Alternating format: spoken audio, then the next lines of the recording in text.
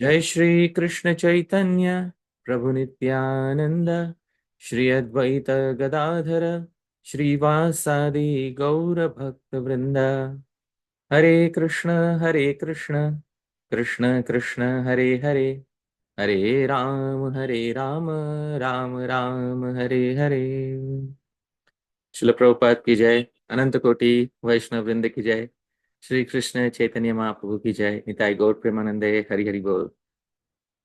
Thank you very much once again, Dhāmeśvara Mahaprabhu Prabhu, for kindly being the host today for this 22nd session of Śrī-Caitanya-Śikṣāṣṭakam.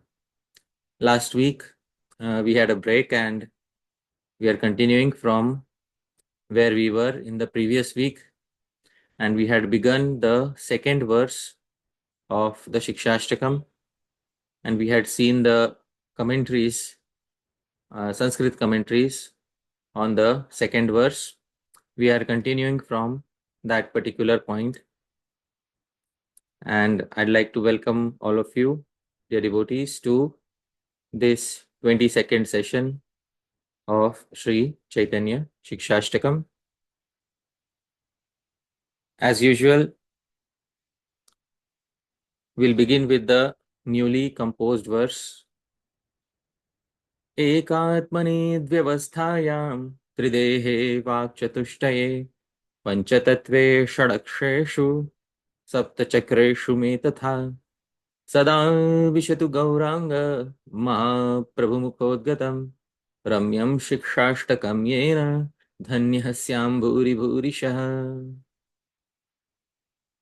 In the one soul, two states, living and dead, three bodies, gross, subtle and causal, four levels of speech, para, pashyanti, madhyama and vaikhari, five elements, earth, water, fire, air and ether, six senses, mind plus five gross senses, and seven chakras, Mooladhar, Swadhisthān, Manipur, Anahat, Vishuddha, Agya and Sahasrar, belonging to me. May there be complete permeation of the 8 delightful Śikṣāṣṭakam verses emanating from Sri Gauranga Mahaprabhu's mouth. By such permeation, I shall certainly become greatly and exceedingly fortunate. Dear devotees, it is also our practice to have a fresh realization on Sri Harinam at the beginning and sometimes also at the end.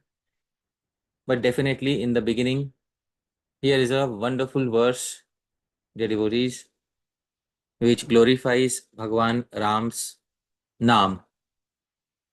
Nadat Puranam nahi yatra Ramo, yasyam na Ramo na cha samhitasa, sanetihaso nahi yatra Ramah, kavyam hitasyam nahi yatra Ramah. Natat Puranam, that Puran is not a Puran. Nacha samhitasa, that Veda Samhita, Rigved, Samved, Yajurved, Atharvaved, is not a Veda Samhita. Sanetihaso, that itihas is not an itihas. Itihas means historical narration. And kavyam hitasyamna, and that kavya poetry is not kavya.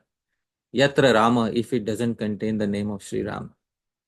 Dear devotees, name of Bhagavan is essential for the success of all compositions in Vedic culture. Therefore, this verse glorifies the name of Bhagavan Ram by saying that if his name is not present in any Puran, of course his name is present in all the Puranas, or in the Veda Samhitas, his name is also there, or in the Itihasas, Mahabharata and Ramayana. Ramayana, of course, is dedicated to him. And especially in poetry, Bhagavan's Naam should be present, and then it becomes successful. So this is from Bhagavan Naam Mahatmya Sangraha. It's a collection of verses glorifying Bhagavan's Naam. And by the term Ram here doesn't only mean Ram, it can mean any name of Bhagavan mentioned in the Vedas. So if the name of Bhagavan is not there, then that particular literature becomes useless. We are continuing our discussion on the second verse of Śrī-Caitanya-Śikṣāṣṭakam. This verse is in the meter Vasanta Tilakam. nāmnām akāri bahudhā nija sarva shaktis tatrārpitāni yamitah smaranena kālah etādrashī tava krapā bhagavan mamāpi duridaivamirdrashamihā janinānurāgah. Dhāmeśvara Mahāprabhu, please read the Anvay. O Bhagavan, in regard to your unlimited names, immense variety has been manifested by you. Moreover, all of your personal potencies have been eternally invested in these names, and no specific time has been fixed for remembering them. Such is your causeless mercy. Yet my misfortune is such that no genuine attachment has developed by me in these names. So this is the Anvay. We saw this last time. And if you just put it in the form of a paragraph, then you will have the translation. So this is the translation. The devotees, we will see that in these translation, there are 4 main clauses in the verse. Dhāmeśvara Mahāprabhu, do you know what is a clause in a sentence? I couldn't give you a good definition. So clause is basically expression, an independent expression. So there are 4 expressions in this entire verse, or there are 4 ideas, you can say, in this entire verse. So what are the 4 ideas, dear devotees, in this entire verse? The first clause or the first idea is nāmnām akāri bahudhā. That Bhagavan, you have manifested unlimited variety in your names. This is the first clause. The second clause is nija sarva shaktis tatra arpita. And you have invested all of your potencies in these names. The third clause is niyamitah smaranena kālah. And no specific time is fixed for remembering these names. And the fourth clause is etādrishī tava kripa. Such is your mercy, but my misfortune too is such that no attachment was developed by me in these names. So if you look at the verse, you can break down the verse into 4 easy to remember clauses, 4 easy to remember ideas. And if we discuss the verse in the form of these clauses, for example, today we are going to discuss only the first clause, nāmnām akāri bahudhā. That Bhagavan, you have manifested unlimited variety in your names. And then we will go ahead in the next sessions to second, third, and fourth clause. But today we are focusing only on the first clause, nāmnām akāri bahudhā. Dear devotees, for all these 4 clauses, we have seen the Sanskrit commentaries. So we are not going to go back to those Sanskrit commentaries. We saw them last time. But there is one commentary which is remaining. And that is not a Sanskrit commentary. That is a Bangla commentary by Shri Radha Govindanath. And Shri Radha Govindanath is going to comment upon all these 4 clauses. But let's take the first clause. The first clause is nāmnām akāri bahudhā. That you have manifested immense variegatedness in your names, O Bhagavan. Shri Radha Govindanath begins his commentary upon this specific clause. His commentary is very systematic because he divides a verse into simpler clauses and then gives his commentary on those individual clauses. This is his way of commenting on a particular verse. Sometimes he just he divides the verse into individual letters or individual terms and then comments upon those terms. So that makes it very easy to understand. So the first clause is, O Bhagavan, nāmnām akāri bahudhā. You have created immense variegatedness in your naam.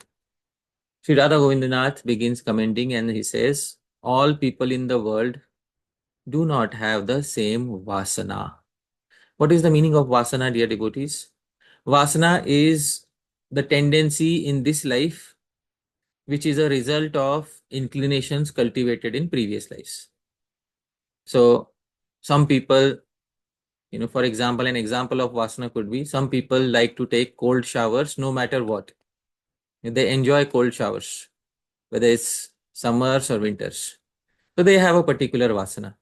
And some people always love hot water, even if it is summer. So their vasana is different. So vasana basically is any tendency in this life which is caused due to inclinations cultivated in previous lives. So all people in the world do not have the same vasana. And every individual desires different things. Then he says, therefore it is not possible that all these individuals will have attachment to the same naam, same name of Bhagavan. Obviously, each individual will be attached to a different naam. Dhāmeśvara Mahāprabhu, if we force everyone in the world that no, you should be attached only to this particular set of names, are we doing justice to their vasana or are we doing injustice? Injustice. Injustice. Therefore, since the living entities are innumerable, their vasanas are innumerable, therefore the names also need to be innumerable.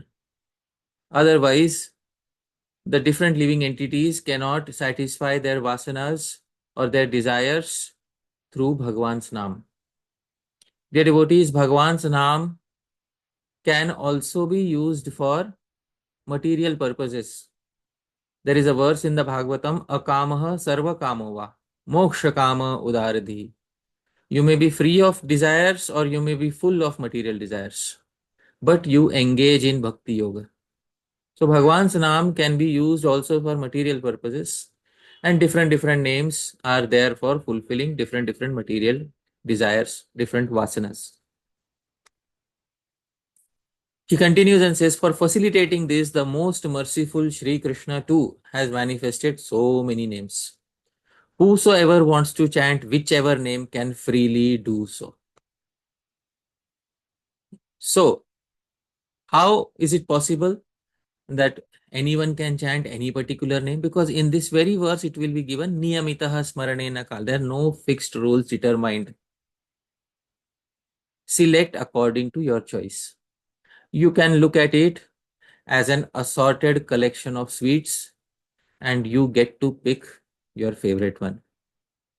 So dear devotees, this is how we should perceive Bhagavan's Naam, as an assorted collection of sweets, and each sweet is different.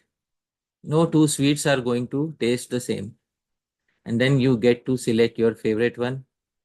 And once you select your favorite one, you can get to relish it as many times as you want.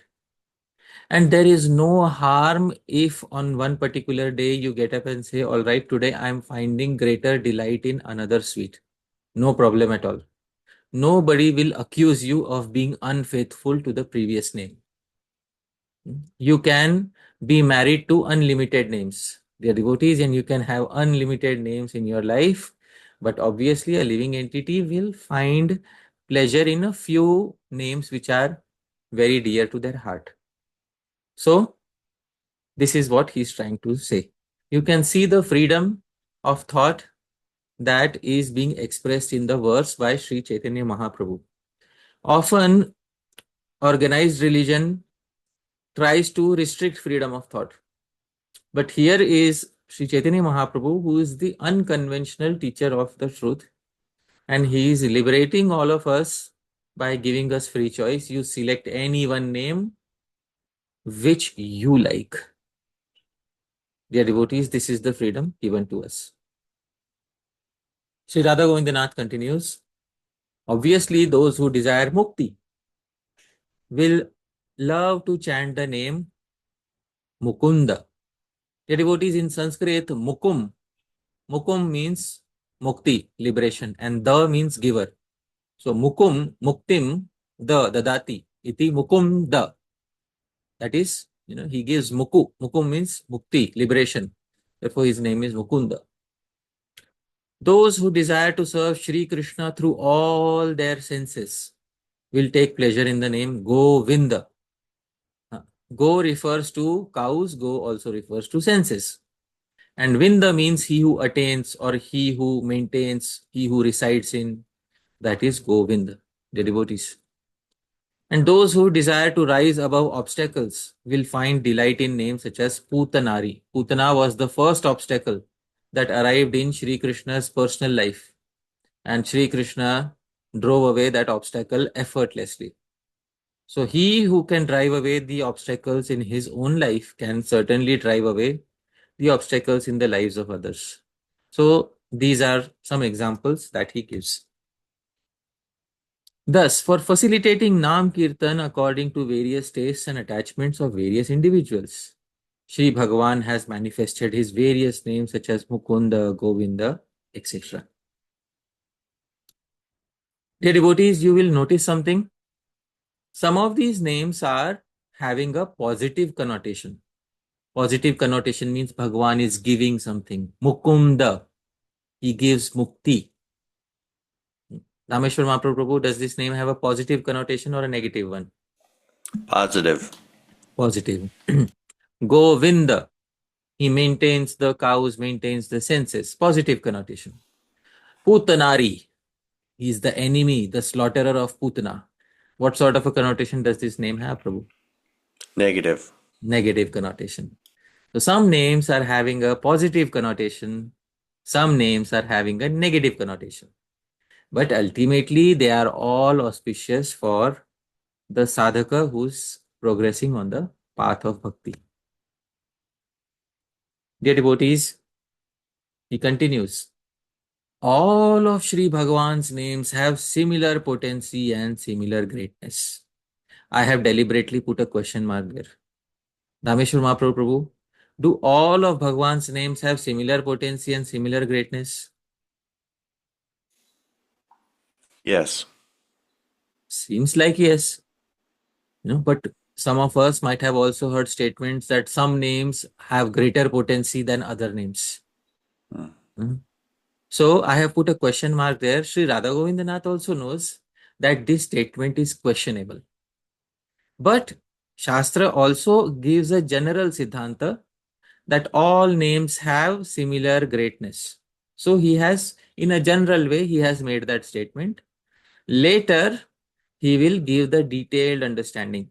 But right now, let us go with this statement.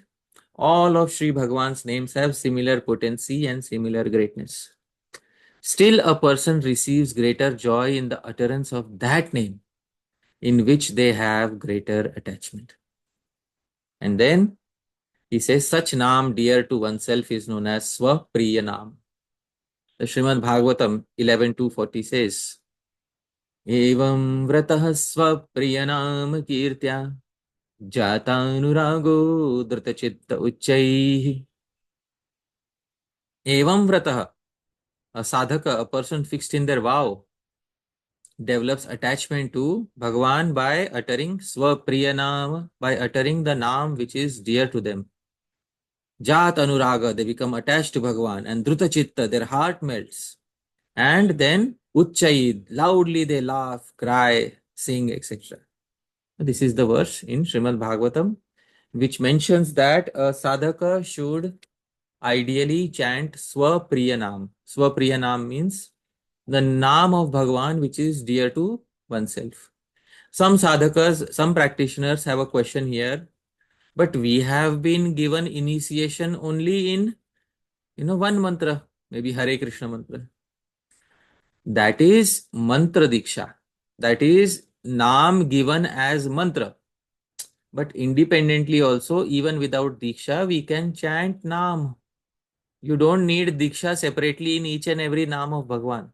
Otherwise, for every Naam of Bhagavan, we'll have to approach the Guru and tell him, please give me initiation also in the name Govinda, in Mukunda, in Madhav, in Shyam Sundar. So for these unlimited Naam, you don't need Diksha. But for specific mantras, we need Diksha. But otherwise, Naam we can chant without Diksha. That is the specialty of Naam. But amongst all the Naam, we will naturally have inclination to one particular Naam or a few particular names, and they are known as Swapriya Naam, names dear to oneself. And Somebody may say, how do I recognize which naam I have more inclination towards? Even now you can figure out. There are various deities of Bhagwan in various parts of India. There are some deities in southern part of India. In southern part of India, deities have names which are names of Bhagwan Vishnu, Varadaraj, etc. Ranganath, Varadaraj, etc. Then there are deities of Shri Vrindavan, that is Shyam Sundar, Madan Mohan. So naturally, those Vaishnavas who are inclined to the mode of worship which is prevalent in southern India, or those Vaishnavas who are more inclined to Bhagwan Vishnu, they will find names such as Varadaraj, Ranganath to be Swapriyanam. Those Vaishnavas who are attached to Vrindavan Krishna will find Madan Mohan, Shyam Sundar, names like these to be dearer. But amongst all these names also, we need to have that one name which immediately generates that wonderful image of Bhagwan in our mind. So once we have that particular Swapriya Naam, and that Naam we can constantly remember with great taste, voluntarily, dear devotees. That is called Swapriya Naam. And this Naam, we should perform Kirtan, we should constantly try to sing as much as possible, we should try to sing according to our free will. So this is what he's indicating here. Then he says the Hari Bhakti Vilas also specifies this fact. What does the Hari Bhakti Vilas say? Sarvartha Shakti Yuktasya Deva Devasya Chakrinah Yatha Bhirochate Nama Tat Sarvartheshu Kirtayet. Shri Bhagwan is the one who holds a chakra, discus, and he is the master of all gods, Deva Devasya, and is equipped with all his potencies. Sarvartha Shakti Yuktasya. So just as Bhagwan is equipped with all his potencies, his Naam is also equipped with all his potencies. But Yatha Abhirochate Nama, whatever name of his is completely dear to oneself, Tat Sarva Artheshu Kirte, that name should be audibly sung in all of one's activities. So this is what, is the verse from Hari Bhakti Vilas. And he says, finally, the Brihad Bhagavatamritam also nourishes the same Siddhanta. In the Brihad Bhagavatamritam, it is mentioned, Sarvesham Bhagavan Nāmnām Samano Mahimapi Chet Tathapi Swa Priyenashu Swartha Siddhi Sukham Bhavet. Although all names of Bhagwan are equally great, Sarvesham Bhagavan Nāmnām Samano Mahima. This is where he got the statement from, that all names of Bhagwan are equally great. And I have highlighted it again because we have to dive deeper into this. Not today, but in the next session, we will dive deeper into this.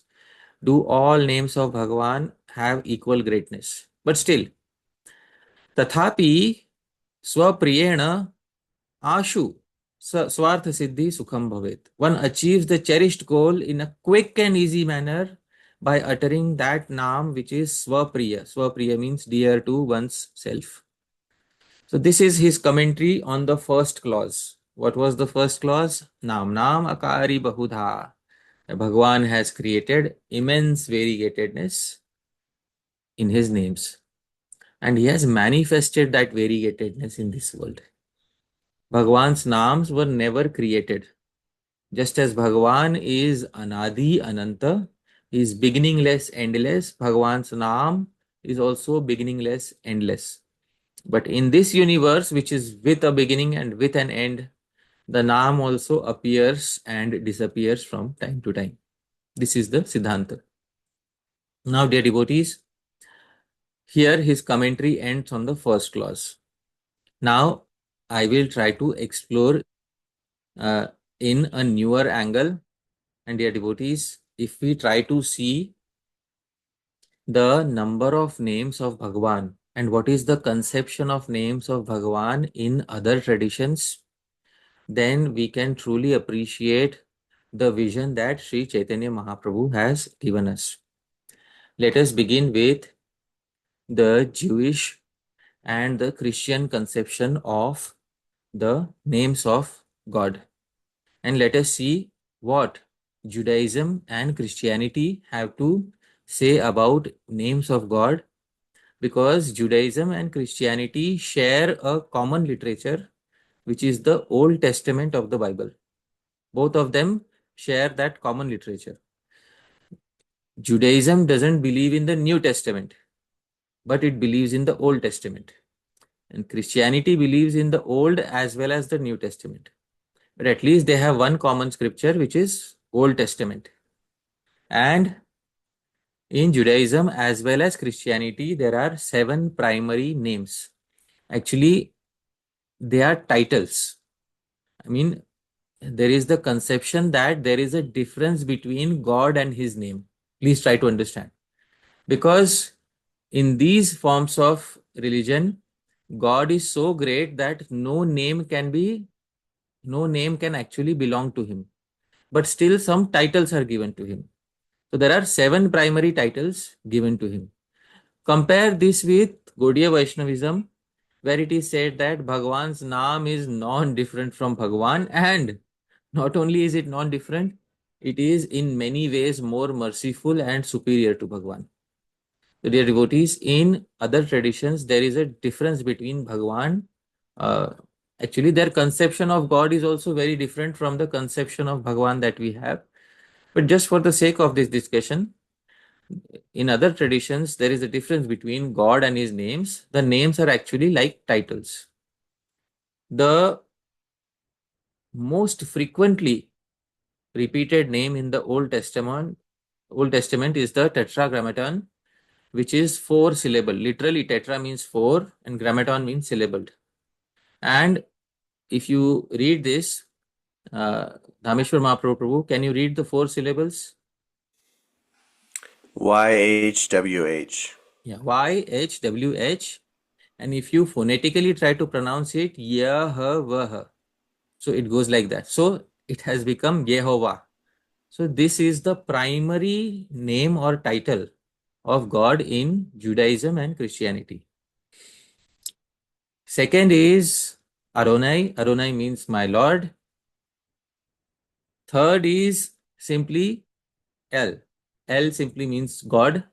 And this El is applied after many names in the Jewish and Christian tradition. Israel, Ishmael, Michael, Raphael.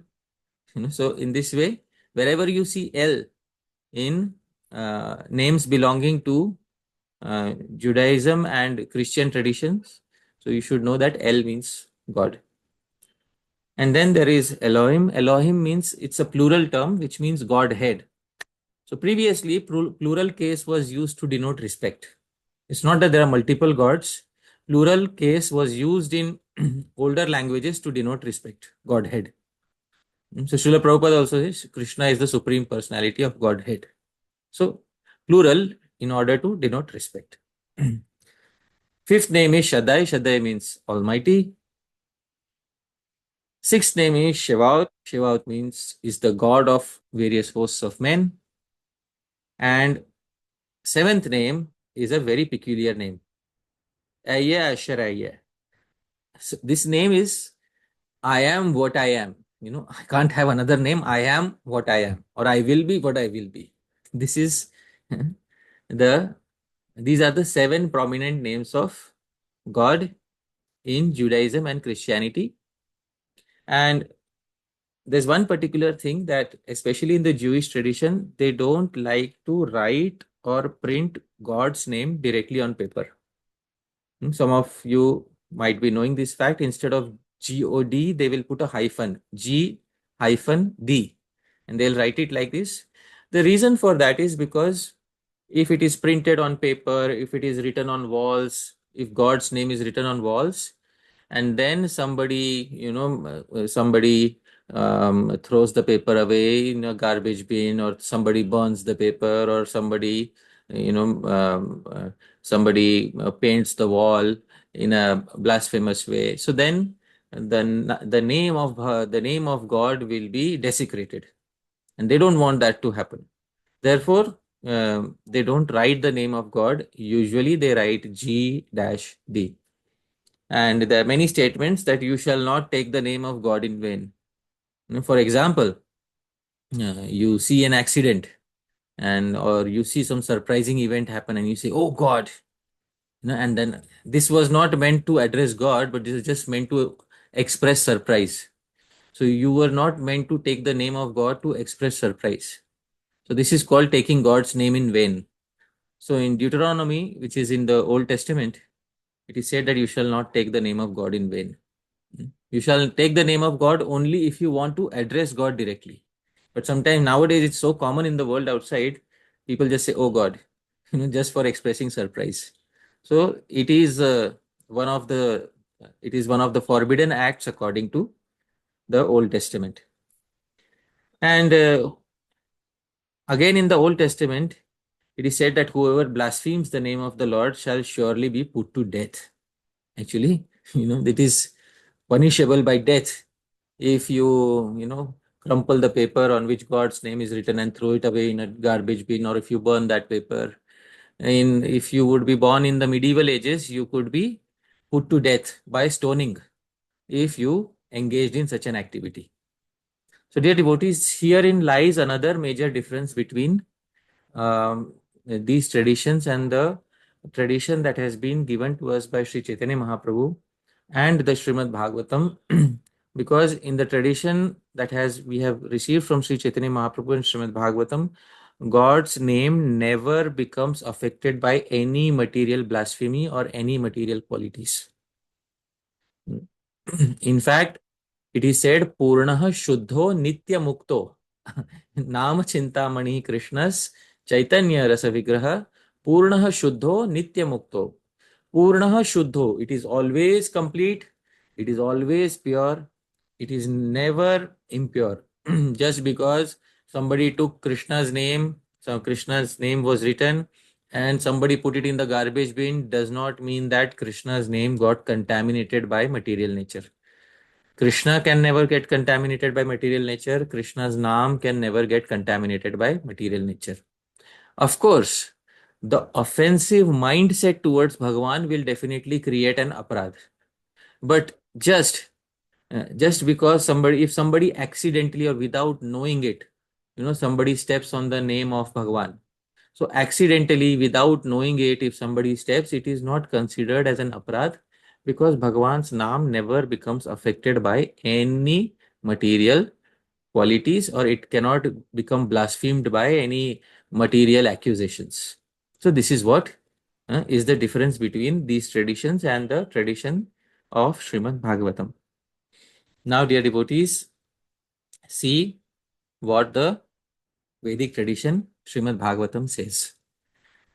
Because in the previous slide, you will not take the name of God in vain. The Srimad Bhagavatam says, even if you take the name of God in vain, it can have its effect. Sankrityam parihasyam va stobham helanameva va vaikunthanam grahanam asheshagharam vidhu. Dāmeśvara Mahāprabhu, kindly read the translation.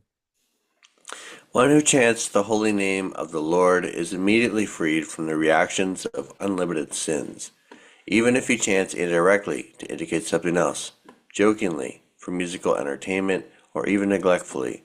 This is accepted by all the learned scholars of the scriptures.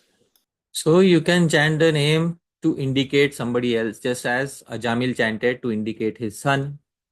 Or you can chant jokingly. You saw those Hare Krishnas on the street.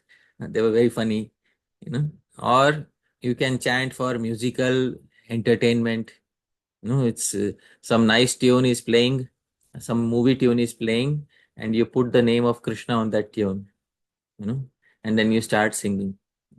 So that is also musical entertainment, or neglectfully. Neglectfully means you're about to go to sleep and suddenly you yawned, and after yawning you said, Hare Krishna. So neglectfully. Dear devotees, in any particular way, if you chant, you will not receive any sinful reaction. In fact, such a naam can take away all of your sinful reactions. So big difference, 180-degree difference between the traditions. The Vedic tradition does not hold you accountable if you chant even in these particular ways, although it is best to chant with attention and with lot of affection. Also, a very good example of chanting with even without actually chanting the naam, just chanting the syllables also sometimes produces the effect. Very nice verse, and I love this verse very much. Vane charamo vasuchaharamu nadinstaramu nabhayam smaramah iti rayanto pivane kirata muktim gataram padanu shangat. So, Vane Kirata, they were dacoits in the forest.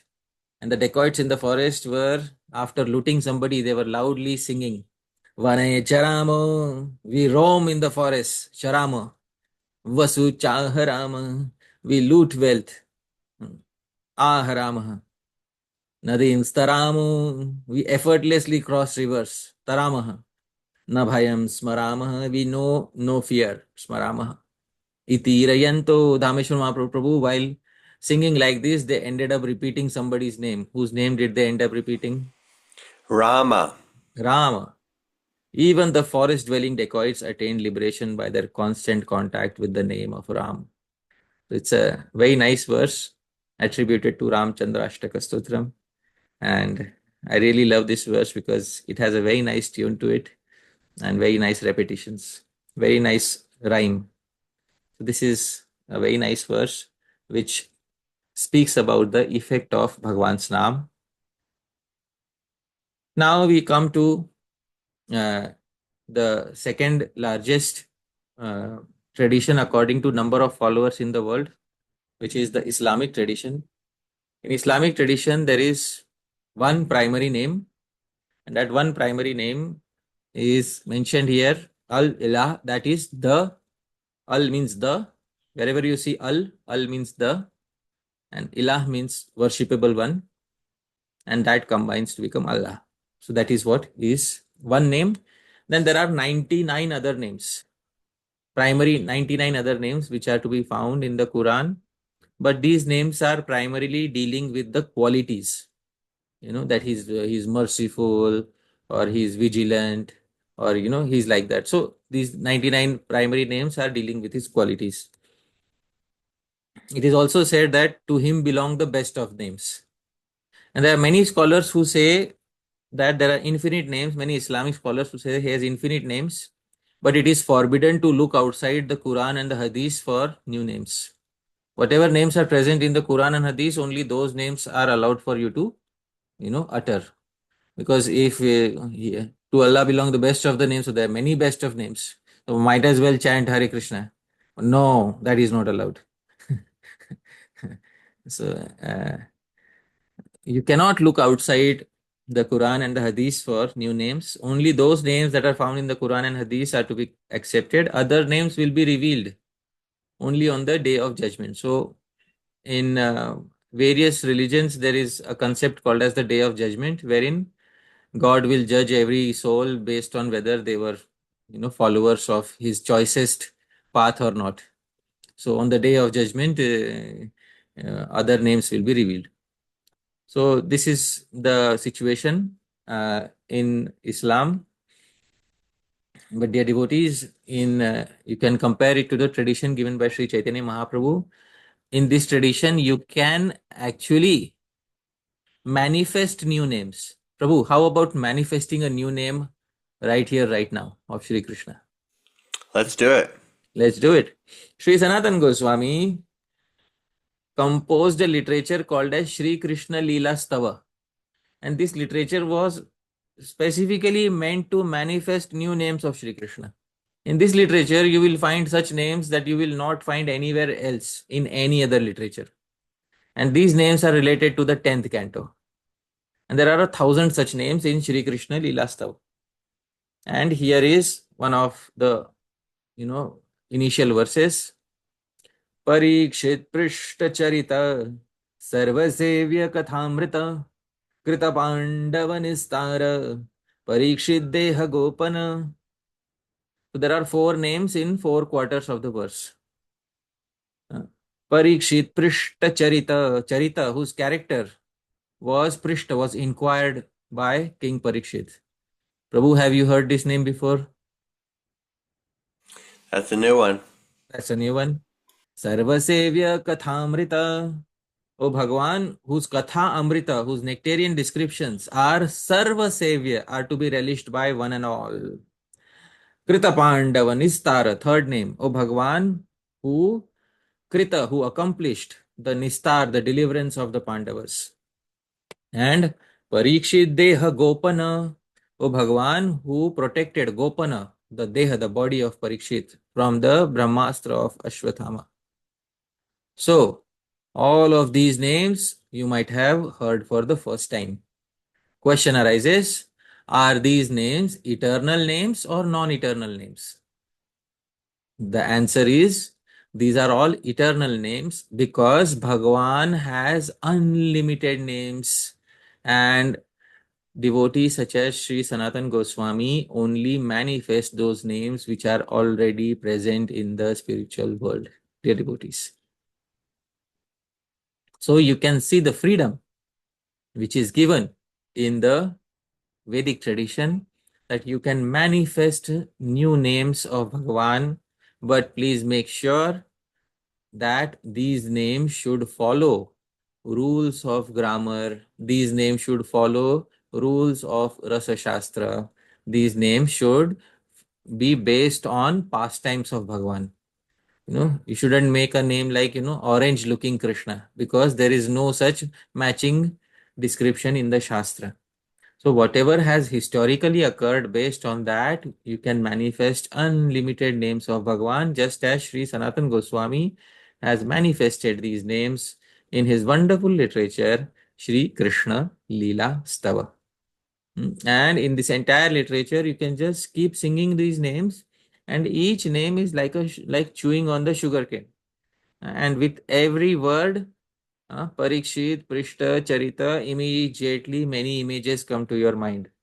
Sarva, Sevya, Kathamrita, Krita, Pandava, Nistara, Parikshit, Deha, Gopana. Every name brings a reminiscence of a pastime. And for those who are deeply attached to Shri Krishna, each and every pastime has the capability of producing ecstatic symptoms such as tears, standing of hairs on end, etc. Because those individuals who really love Shri Krishna, for them, every name reminds them of a particular pastime. You see, just as between a lover and a beloved, they have some secrets. And, you know, a lover and a beloved usually select some secret terms which only both of them understand. And suddenly, if both of them are alone, and if one of them hears that particular term, they're immediately reminded of that entire pastime. So this is like this, dear devotees. Those who actually have prema for Sri Krishna, in each and every name, it will bring about memories belonging to Sri Krishna, reminiscence, and that reminiscence will give bhakti ras, and that bhakti ras will create those ecstatic feelings that even Sri Chaitanya Mahaprabhu used to relish. Dear devotees, this is the Vedic tradition, and it is an open tradition provided you follow the rules of the Vedas. As long as you follow the rules of the Vedas, grammar, Puran, Nyaya, etc., till that time you have the freedom to manifest new names. But you're not manifesting, you're not creating any new names. Those names are already present in the spiritual world. You're just, manifesting them in this particular world for the first time. Nothing else. All right.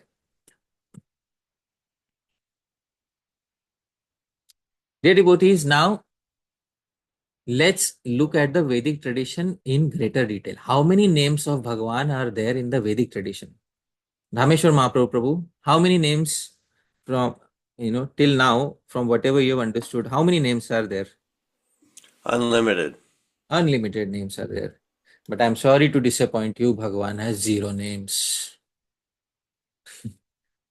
So Vedic tradition also gives you the opposite end of the spectrum for those who want to have the opposite end of the spectrum. Because Nigama Kalpataror Vedic literature is desiratory. If somebody wants to have a conception of the absolute where the absolute has zero names, so the Vedic tradition will also fulfill the desire of that person, and the Vedic tradition will say in the Katha Upanishad, it is said, Ashabdam, Asparsham, Arupam, Ashabdam. The absolute truth is Ashabda, without sound or name, Asparsha, without touch, Arupa, without form. Of course, the Vaishnavas will say Ashabda means without material name, Asparsha means without material touch, and Arupa means without material form. But somebody who's an impersonalist will say Ashabda means without any names. The absolute truth has no names. And then there are other Shrutis, other Upanishads which will come to support this impersonal conception. Yato vacho nivartante aprapya manasasaha. There is a Shruti which says Vacha nivartante. All speech bounces off from this absolute truth without giving any connection, any image to the mind. All words bounce off the absolute truth. Yato vacho nivartante. So when this is the fact, Dhāmeśvara Mahāprabhu Prabhu, does the absolute truth have any name? No. No. So this is the beauty of Vedic culture, that you can harmonize two conceptions. One conception being that the absolute truth has zero names, and the other conception being that the absolute truth has infinite names. And both these conceptions can occupy two parallel compartments in your mind without you becoming crazy and without you, having any sort of illusions about it. Dear devotees, this is the beauty of Vedic culture. It allows you to have so many parallel contradictory thoughts, and it allows you to harmonize them. So this is the beauty of Vedic culture. So zero names is the first level. Then, dear devotees, Bhagwan also has single syllable names. Single syllable names. For example, in the Bhagavad Gita, Krishna says, Aksharanam akarosmi. Amongst alphabets, I am denoted by the Vedic alphabet A. Sometimes in translations, when we read, we end up reading it as, I am the alphabet A. It's not the English alphabet A. Aksharanam akarosmi. You have to read in the Sanskrit. It's not Aksharanam A karosmi. It is Aksharanam akarosmi. Because A is a separate syllable in Sanskrit, and A is a separate syllable in Sanskrit. So he is not the syllable A, he is the syllable A. Aksharanam akarosmi. So among alphabets, I am denoted by the Vedic alphabet A. This is also specified in the commentary of Srila Vishwanath Chakravarti Thakur. He quotes a verse. Akarenochate Vishnu. Vishnu is denoted by the syllable A.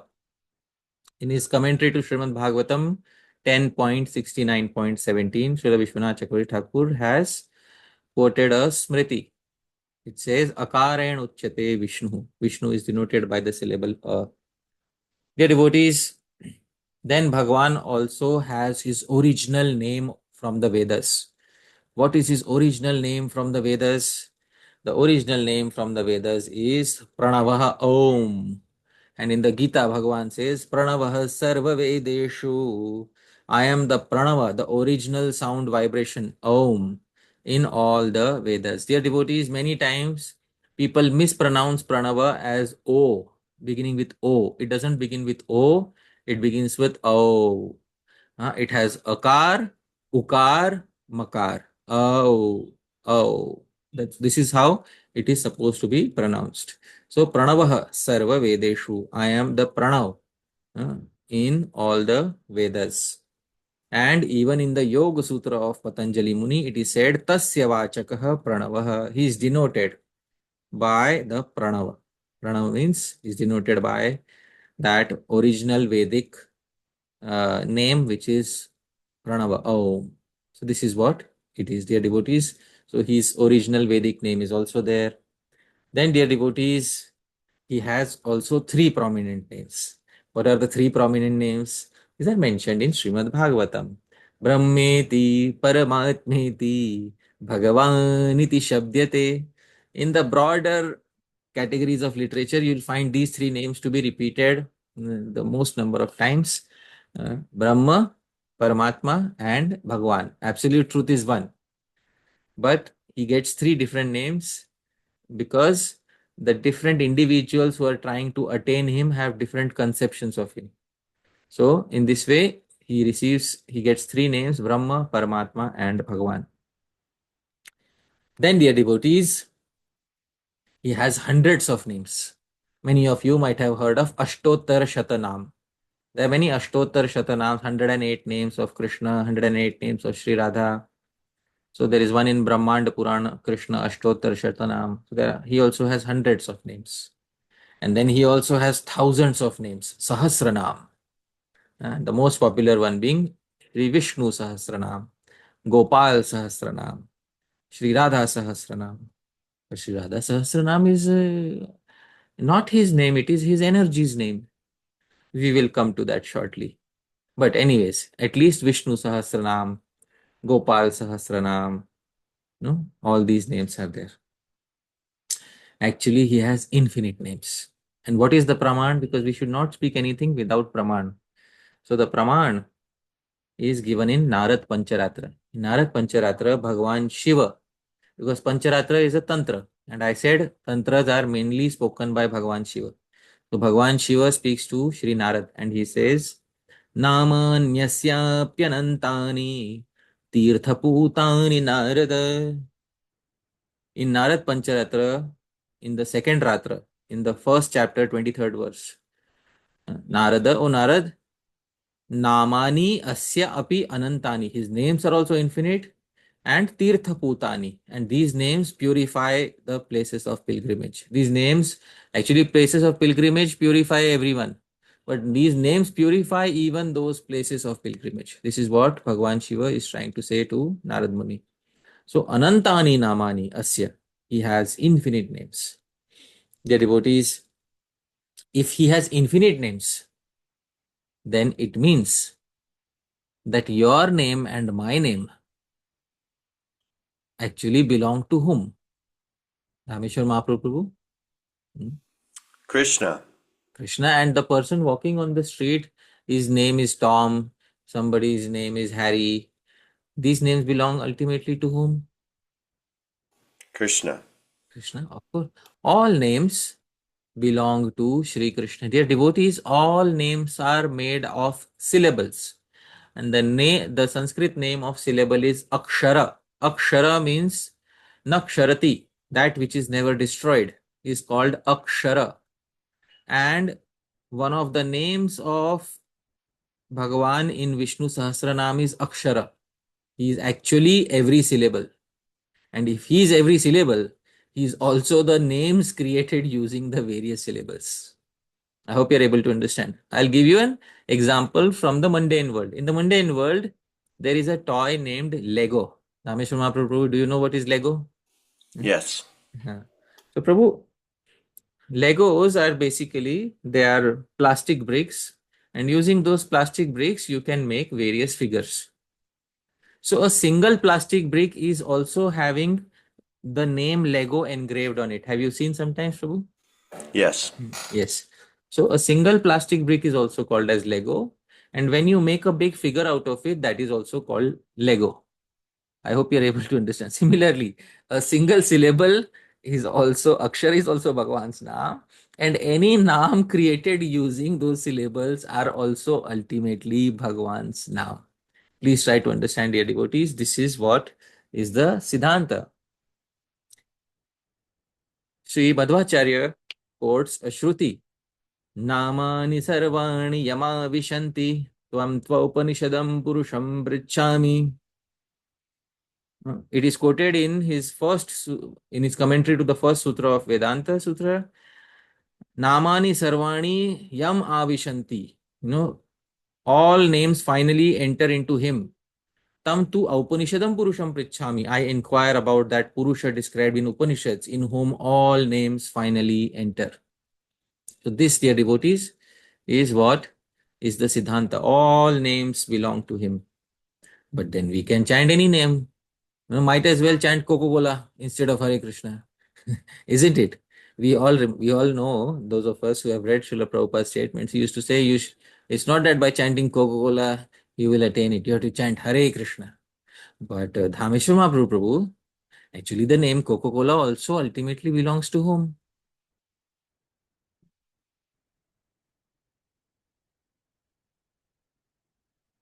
Yeah, you're not. Krishna. It ultimately belongs to Krishna, because all the syllables, it's like a Lego toy created out of individual Lego bricks. So if the name Coca-Cola also belongs to Krishna, then might as well from today, start chanting Coca-Cola, and then we will attain the result. But dear devotees, we have to understand something. Although all names ultimately belong to Shri Krishna, but there is something called as Rudhi. Rudhi means convention. What is the meaning of convention? Convention means that a particular name gets a completely different meaning due to the influence of time. I'll give you an example. For example, there is the English term mobile. Mobile actually means anything that moves is called mobile. But nowadays, according to convention, the term mobile means a cell phone. So dear devotees, ultimately the name Coca-Cola belongs to Sri Krishna. But currently, by convention, Dhāmeśvara Mahāprabhu, the name Coca-Cola denotes what? A soft drink. It's soft drink. So therefore, names which not only ultimately denote Krishna, but also immediately and in a conventional manner denote Krishna are the names which we are supposed to chant. That is the Siddhanta. Because as soon as we chant a particular name, the conventional meaning, the popularly accepted meaning is the meaning that will immediately come to our minds. And then the naam belongs to Shri Krishna, but the smaran, the remembrance, is not of Shri Krishna. And then what will happen if the name belongs to Krishna, but the remembrance is not there? Then what will happen is that we will not be able to connect the name with the personality, and such a name will more or less become ineffective in giving the result. Therefore, we should select a name which not only belongs to Shri Krishna, but also reminds us of Shri Krishna. And therefore, the utterance of Mukunda Madhava Yadava Hari, Bole na bolo re vadana bhari, always chant these names which denote Shri Krishna directly. This is the meaning. But ultimately, all names belong to him.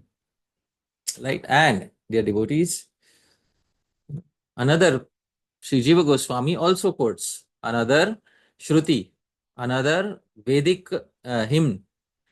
Hantatameva purusham sarvani namani abhivadanti yatha nadya syandamana samudrayana samudram abhivishanti evamevaitani namani sarvani purusham abhivishanti. Hanta, how wonderful! All names denote and glorify that one Purusha. Purusham sarvani namani abhivananti. All names actually glorify that one Purusha. Yatha nadyah, just as Syandamana nadyah, just as flowing rivers. Samudrayana, samudram abhivishanti, enter into the ocean. Similarly, etani namani sarvani purusham abhivishanti. All names finally enter into the Supreme Purusha. This, dear devotees, is quoted directly by Sri Jiva Goswami in Bhagavad Sandarbha in Anuched 87. So we have our Siddhanta very clear. All names belong to Sri Krishna. Now you can very easily perceive Vasudevam Sarvamiti, that everywhere is Vasudev's presence. But his direct presence, his loving presence is in his names such as Krishna, Mukunda, Yadava, etc. Dear devotees, not only that, even the names of the Devatas, the names of Shaktis are also actually belonging to Shri Krishna. In his commentary to Shri Brahma Samhita, Sri Jiva Goswami quotes a verse from the Gautamiya Kalpa. And this commentary by Sri Jiva Goswami, and the verse is from Gautamiya Kalpa. He's quoting a verse. Yah Krishna saiva durga syat, ya durga Krishna eva sah, anayorantarādarshi samsārānu vimuchyate. Yah Krishna saiva durga syat. He who is Krishna is Durga. And ya Durga Krishna eva sah. And she who is Durga is also Krishna. Anayor antaradarshi, one who sees difference between them. Samsara no vimuchyate, doesn't get liberated from material existence. Dhāmeśvara Mahāprabhu, when you hear of such a concept, were you expecting something like this from Sri Jiva Goswami? Certainly not. Certainly not. Some of us, like, how can you place the names of devatas on similar level with name of Bhagavan Shri Krishna?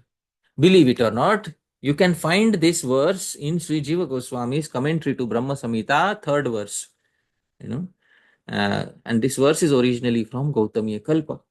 How do we make sense of this? How do we make sense of this, dear devotees? So tomorrow somebody may say Durga, or somebody may say Parvati, Shiva, somebody may say Ganesh, Skanda, Kartikeya. And then then somebody says all these names are just Krishna's names. They're non-different from him. So how do we understand these names? Dear devotees, Sri Jiva Goswami immediately gives a note of clarification. Atah swayameva Shri Krishnas tatra swarupa shakti rupena Durga nameti. Krishna himself in the form of his swarupa shakti gets the name Durga. So dear devotees, Krishna in the form of his shakti gets various names such as Durga, such as Radha, such as Rukmini, such as Satyabhama. So dear devotees, although these names belong to Krishna's Shakti, ultimately they are Krishna's names. This is the only purpose of that verse. So all names of Shakti are also names of Shri Krishna. But dear devotees, especially when names such as Durga, Ganesh, Shiv, Parvati, names of the Vedic deities are taken, Agni, Vayu, we should understand one thing. Sri Jiva Goswami in this very commentary says, all these deities are present in the spiritual world. In the spiritual world, Sri Rupa Goswami has described in the spiritual world, there is also Vignesh. Vignesh means Shri Ganesh, the destroyer of obstacles. So, dear devotees, in the spiritual world, you have Shri Ganesh. So, whenever you hear the name of Shri Ganesh, then you should immediately remember that particular deity in the spiritual world who destroys obstacles in meeting of Shri Krishna. And that name also is ultimately a name of Shri Krishna. And somebody utters the name Shiva. Does the name Shiva purify all of one's sins? Yes, it purifies. Next time I will quote a praman for that also. We will get into names of Bhagavan Shiva. But somebody utters the name Shiva. Shiva means all auspicious.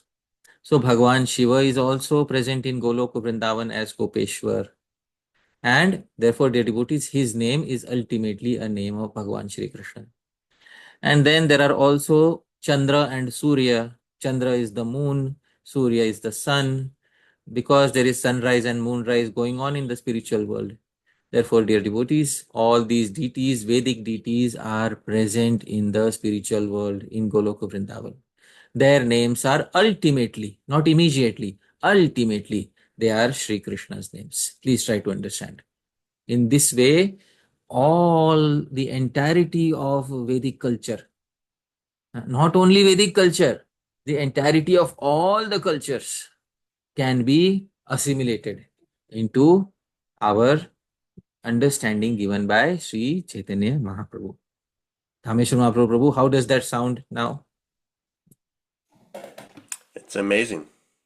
So, all names, their devotees, ultimately belong to Sri Krishna.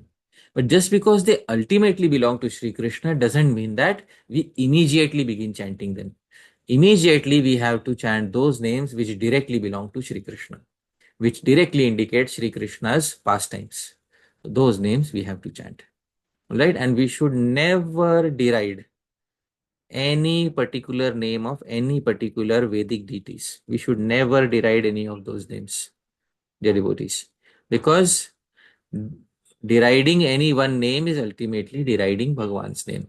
So in this way, we should not deride any particular name of Bhagwan. Now, dear devotees, I will conclude today's session with a wonderful composition by Shri Rupa Goswami from Stavamala. And in this composition, it is called Aksharamayi Prarthana. And Shri Rupa Goswami has given names of Shri Krishna uh, belonging to all alphabets of Sanskrit literature, all alphabets of Sanskrit language. So those of us who have studied Sanskrit, basic Sanskrit alphabet, we know how the alphabets are A, E. So like that. So Shri Rupa Goswami, wonderful composition, Aksharmayi Prarthana. I will sing and I will explain all the names, dear devotees. Achyut Jaya Jaya Art Kripamaya Indra Iti Vishatana. You can see the first name begins with the first syllable. Achyuta Jaya Jaya. All glories to the infallible Lord Achyut. And the second name, Artha Kripamaya. To he who is merciful on the Artha, on the distressed. This name begins with A. Indra Makhardana. To the crusher of the sacrifice of Indra. E. And then long E. Iti Vishatana. To the destroyer of distress caused by droughts or floods. Iti. Because he destroyed the distress caused by the flood of Indra. Iti Vishatana. So I. Next set of syllables. Ujjvala Vibhrama Urjita Vikrama Riddhi Dhirodhara Rudhudayapara. So next is R. So U means Ujjvala Vibhrama, to the beautifully effulgent. And Urjita Vikrama, to him whose valor, whose bravery is mighty.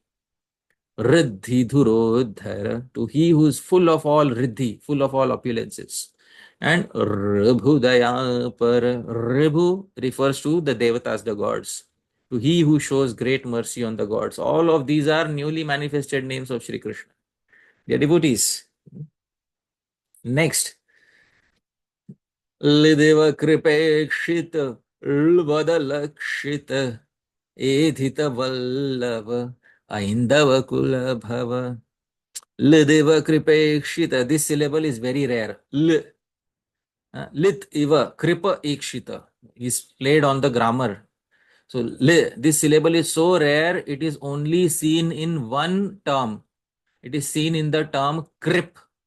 So just as krip becomes clip, similarly, just as this la is only seen in krip, similarly, you, O Bhagwan, are also only seen in your krip, only in your mercy.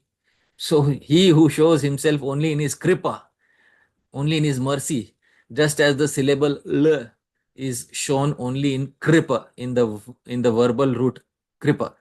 So this way. And ulvadalakshita, and this longer actually it cannot be pronounced by the human effort.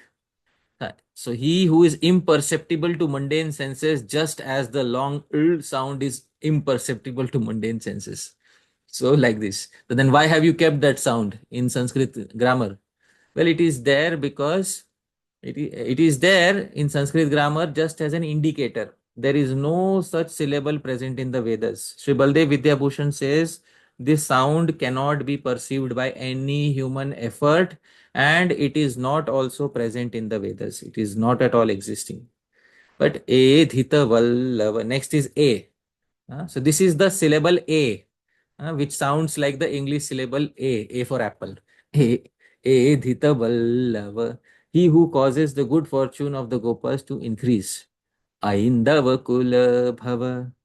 And I, to he who is born in the dynasty of the moon. Aindava Kula Bhava. Next set. Ojahaspurjita Augrya Vivarjita Amsa Vishankata Ashtapadapata. Next is O, Au, Aha. Next four syllables. O, to he who is full of transcendental energy and vigor, Ojaha. Au, to he who is devoid of any dreadfulness, Augrya. To he who has broad, strong shoulders, Amsa. And Aha, to he who is decorated with cloth having the hue of gold, Ahashtapada. Next, then he begins with the consonants. Till now there were vowels. Now consonants. Kankana yuta kara, khandita khalavar, gati jita kunjara, ghana ghusranambara. Ka, kha, ga, gha are the first four consonants. To he whose hands are decorated with exquisite bangles. Kankana.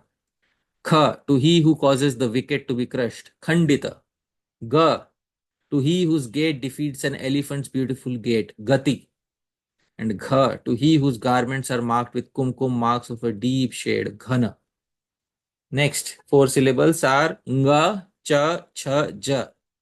Ngotamuralirata, Chalachililata, Chalita Satishata, Jalajodbhavanuta. To he who is engrossed in playing the sweet flute, Ngotamurali. To he who has eyebrows that are restless, Chala. To he who caused the vow of chastity of innumerable gopis to be forsaken, Chalita. And to he who is praised by the lotus-born Lord Brahma, Jalajodbhava. Next is Jha, Nya, Ta, Tha. Jhashavara Kundala, Yonguyita Dala, Tankita Bhudhara, Thanibhananavara. To he who is decorated with earrings in the shape of sharks, Jhashavara. To he who during the cow herding pastime repeatedly plays on instruments made out of tree leaves, Yonguyita is Iya. To he who lifted the great hill, Tankita. And to he who has a face resembling the round moon, Thanipa. Then, next four are Da, Dha, Na, Ta. Damara Ghatahara, Dhakkita Kartala, Anakhara Dhrita Chala, Tarala Vilochana. To he who during Govardhan Leela drove away the clouds, Damara Ghata. To he who during the cow herding pastime plays a small drum with his hands, Dhakka, Dhakkita Kartala.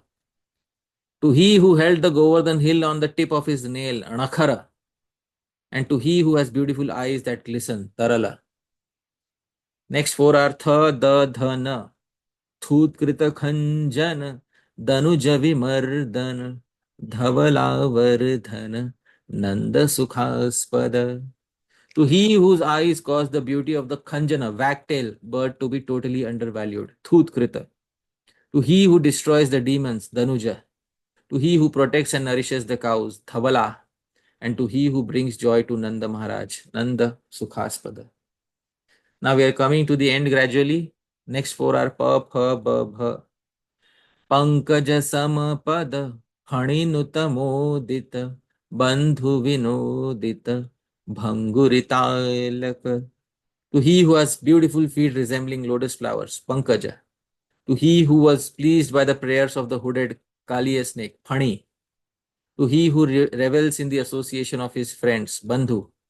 And to he who is decorated with a host of curly hair, Pangurit Alaka. Next, Ma, Ya, Ra, La. Manjula Malaka, Yashtila Sadbhuja, Ramya Mukhambuja, Lalita Visharada.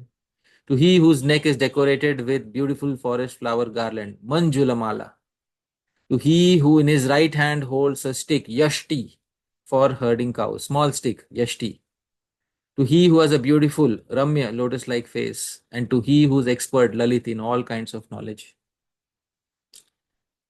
Last four syllables, and then there are last four syllables, and then there are one or two more remaining, which are conjunct syllables.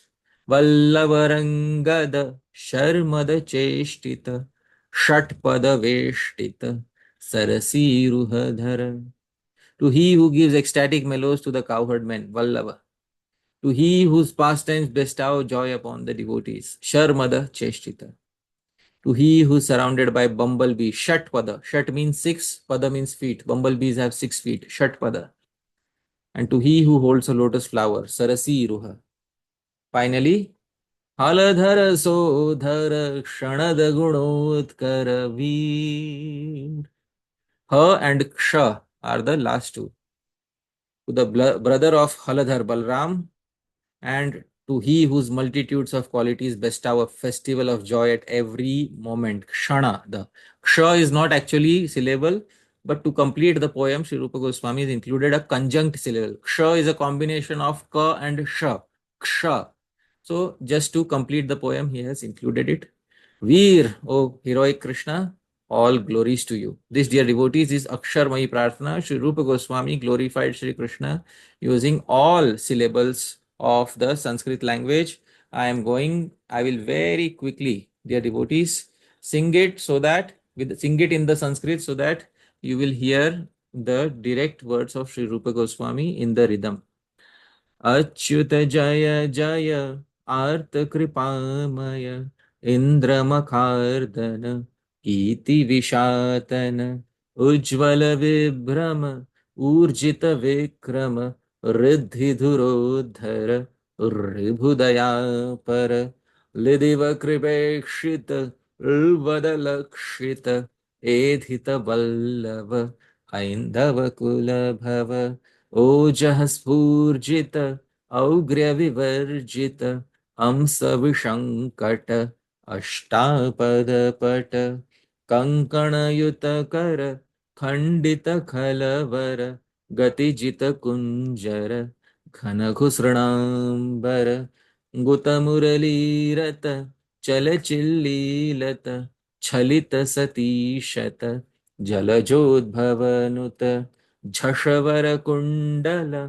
योंगुयित दल टंकित भूधर थनिभाननवर डमर घटाहर डक्कित करतल नखर धृताचल तरल विलोचन थूत्कृत खंजन दनुज विमर्दन धवलावर्धन नंद सुखास्पद पंकज समपद फणिनुति मोदित बंधु विनोदित भंगुरितालक मंजुल मालक यष्टिल सद्भुज रम्य मुखाम्बुज ललित विशारद वल्लवरंगद शर्मद चेष्टित षट्पद वेष्टित सरसीरुहधर हलधर सोदर क्षणगद गुणोत्कर वीर.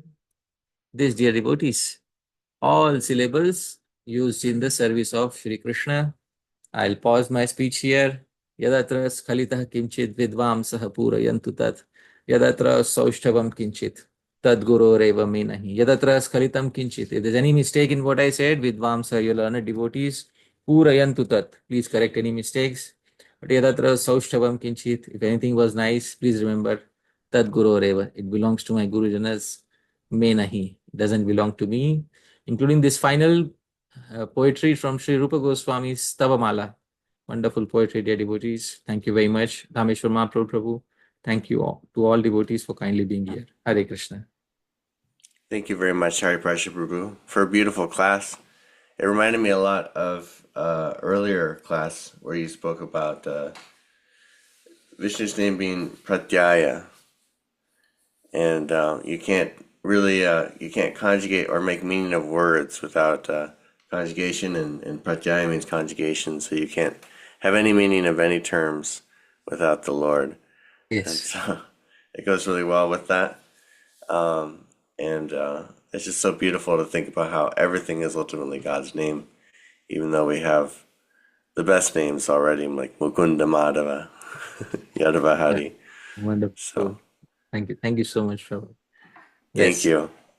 We're going to go now to questions and answers. But first, if you're watching online and you want to join our live classes, please just send an email to this email address you see on the screen and include your WhatsApp number and country code. For questions and answers, we request that you please only ask questions related to today's class. We want to avoid any questions that are loaded questions because they're political in nature or they're about a certain person or institution. Just keep things philosophical and informal, please. We also request that you ask one question at a time with a possible short follow-up, and then get back in line if you have more questions, just so everyone gets a chance to ask a question. And if you have a question that's going to require a lot of research, just save it for the WhatsApp group, please. Anything else, Prabhuji? Nothing. Let's just keep the environment informal. I'm very thankful to all the devotees. Thank you. And our first question is from Tanvi Desai. Hare Krishna, Prabhuji. Thank you so much. Right, every time I wonder that what newness would be there, what things would you explain, and each lecture is a surprise for us. Each wonderful concept is always, like as you said, the chewing of the sugarcane. Each lecture is the same for us. So thank you so much for this wonderful class. So I have a small question that, as you mentioned in the beginning about the names of Krishna, whatever names suit us or whatever we like, we can take them. But I would like to ask that if we have was the names of Srimati Radharani. So is there any clause of names for Sri Radha, or is there anything different for that? And can we take them independently? Okay, so the query is there any statement regarding utterance of the names of Sri Radha? And can we independently utter the names of Sri Radha? So these are the questions. I'll first answer the second question. Sri Chaitanya Mahaprabhu always said that one should utter Krishna's names, along with wherever one goes, one should not forget to utter Shri Krishna's names. This is Chaitanya Bhagavat, Madhya Khand. This is chapter 28, verse 27. Mahaprabhu is saying, Yadi ama prati sneha thake sabakar, tabe Krishna vyatirikt na gai pyar. If you have any love for me, then don't speak about any topics other than Shri Krishna. Mahaprabhu himself is in the mood of Shri Radha. So Mahaprabhu wants everyone to sing of Shri Krishna. So at least in the Gaudiya Vaishnava Sampradaya, we always have Bhagwan's names along with Shri Radha's names.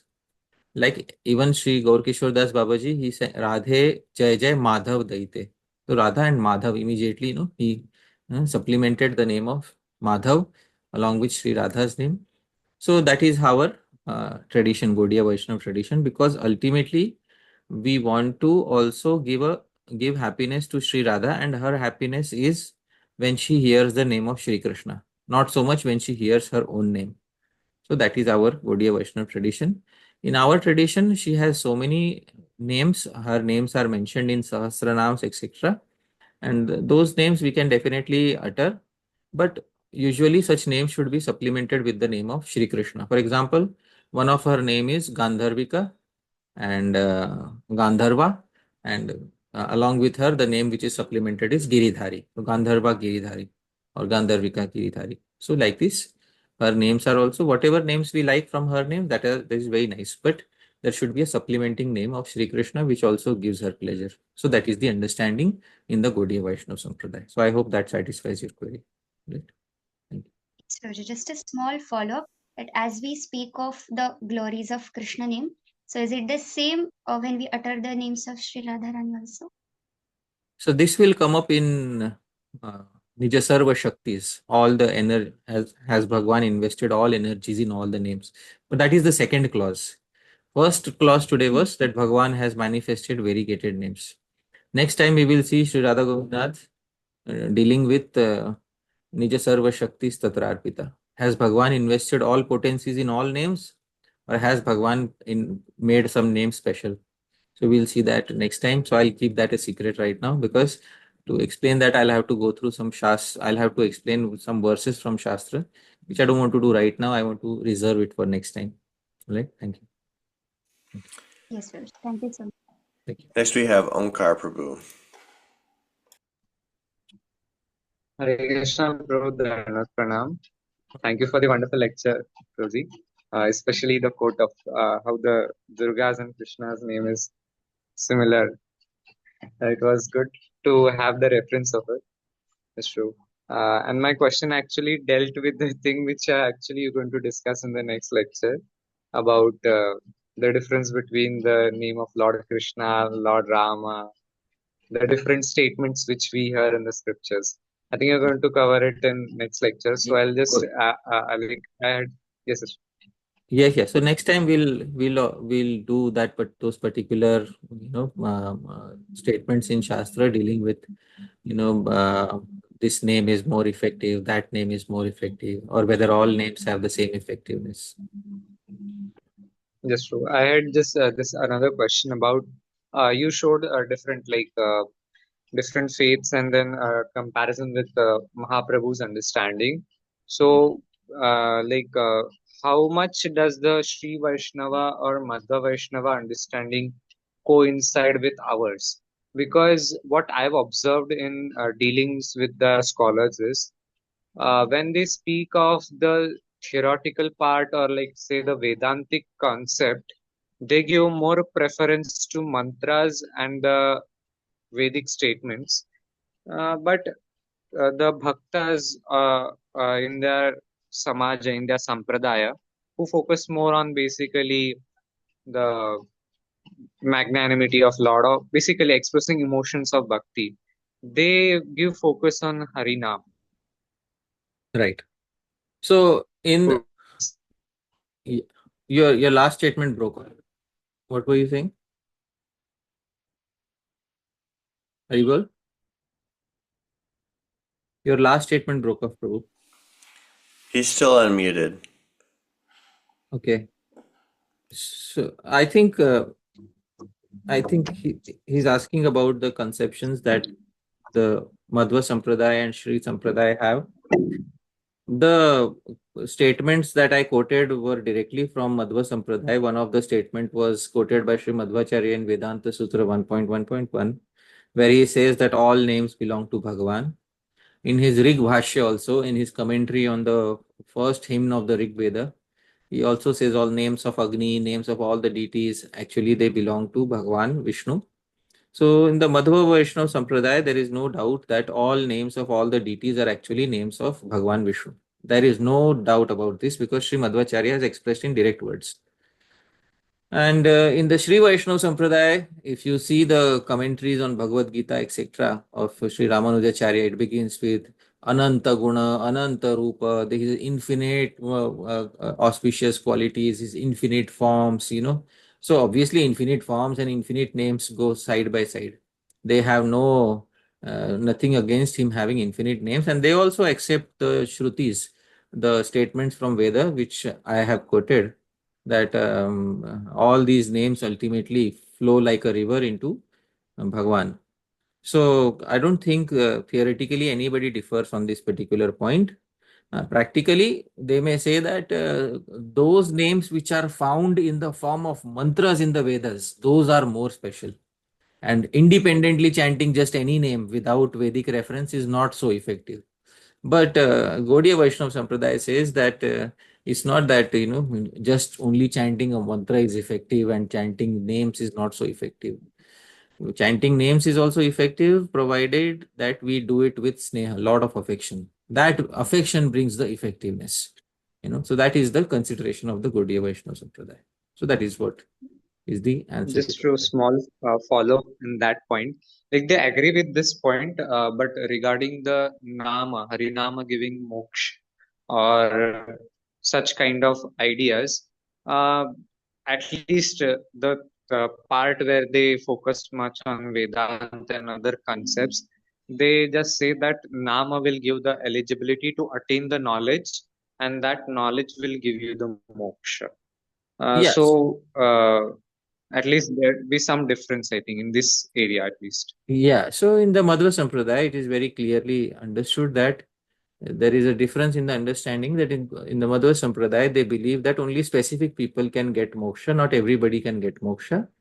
Whereas in the Gaudiya Vaishnava Sampradaya, we say that everybody is eligible for moksha, provided they attain Krishna Prem. So that difference is obviously there. That difference is also seen in that commentary to Bhagavad Gita, that verse of Bhagavad Gita, Mam hi partha vyapashritta yepi syu papa yonaya striyo vaishyas tatha shudras tepi yanti param gatim. So those who are papa yoni, those who are born in certain families, those who are, shudras, vaishyas, they also attain the highest destination. What is the meaning of highest destination? In this very life or after some lives? So different sampradayas have different understandings. But Mahaprabhu's understanding, our Gaudiya Vaishnava Sampradaya's understanding, is that once a person is initiated, they are once a person is initiated into the line of Vaishnavism, they are to be respected as much as a Brahmana, and in this very life, they can attain Shri Krishna Prem, regardless of which family they come from. So that is the Gaudiya Vaishnava understanding, right? Yes, so we can maybe summarize that in Mahaprabhu's Dhara, the full scope and the capacity of Harinam is Prabhuji, explained one there. question. No, Yeah. it was just a This is statement. third, fourth question. Yes. Go ahead. Yes, Yeah. yes. That's the only point. Like in our Sampradaya, the whole capacity of the Harinam is accepted. Yeah. In comparison our with others. Sampradaya, we don't place any restrictions on Harinam based on somebody's birth or somebody's, which family they have appeared in or something like that. We don't place any restrictions like that. And I don't think even in the Shri Vaishnava Sampradaya there is such restriction. Maybe in the Madhva Sampradaya there is something about, that Bhaktanam Vipranam Eva Moksha. You need to be born in a Brahmin family. And the Srila Baldev Vidyabhushan makes this statement in order to attain liberation. But in other Sampradayas, Vaishnava Sampradayas, that consideration is not so hard and fast. Right? Thank you. Next we have Radharani Mataji.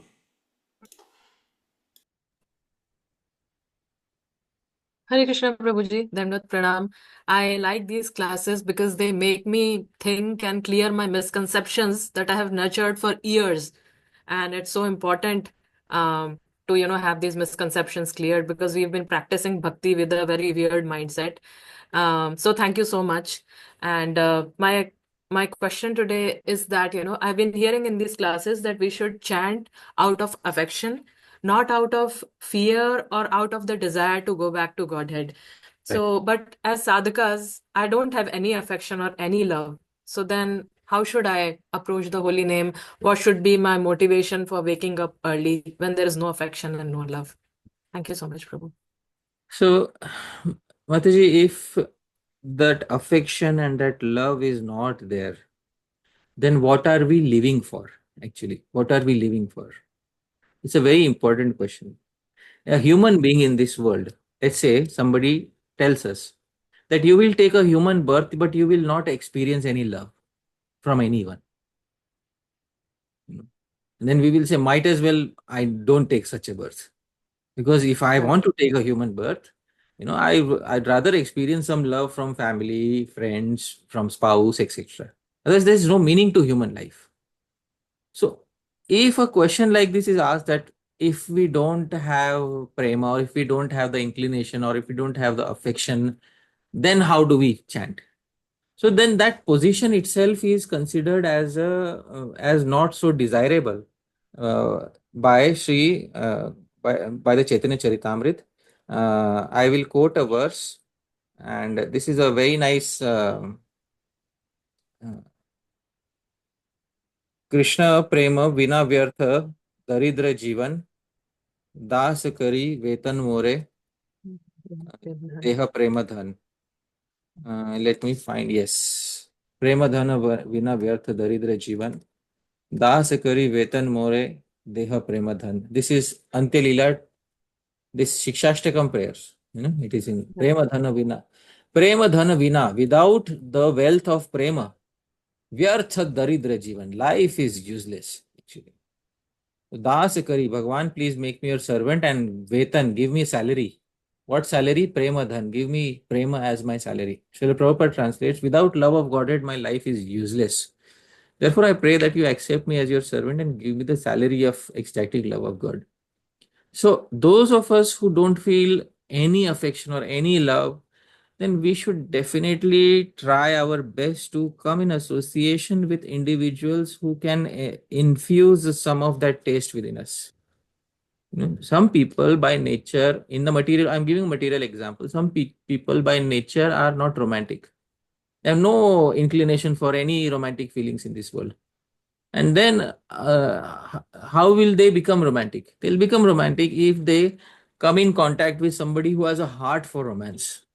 And once they come in contact with a person who has the heart for romance, and then in association with such a person, they also develop some eligibility for experiencing such feelings. And when they develop the eligibility for experiencing such feelings, then they can go ahead and progress on that path of romantic love in this material world. Similarly, if we don't feel any affection or any inclination of prema for Sri Krishna, it is a very important indicator that the main ingredient is missing.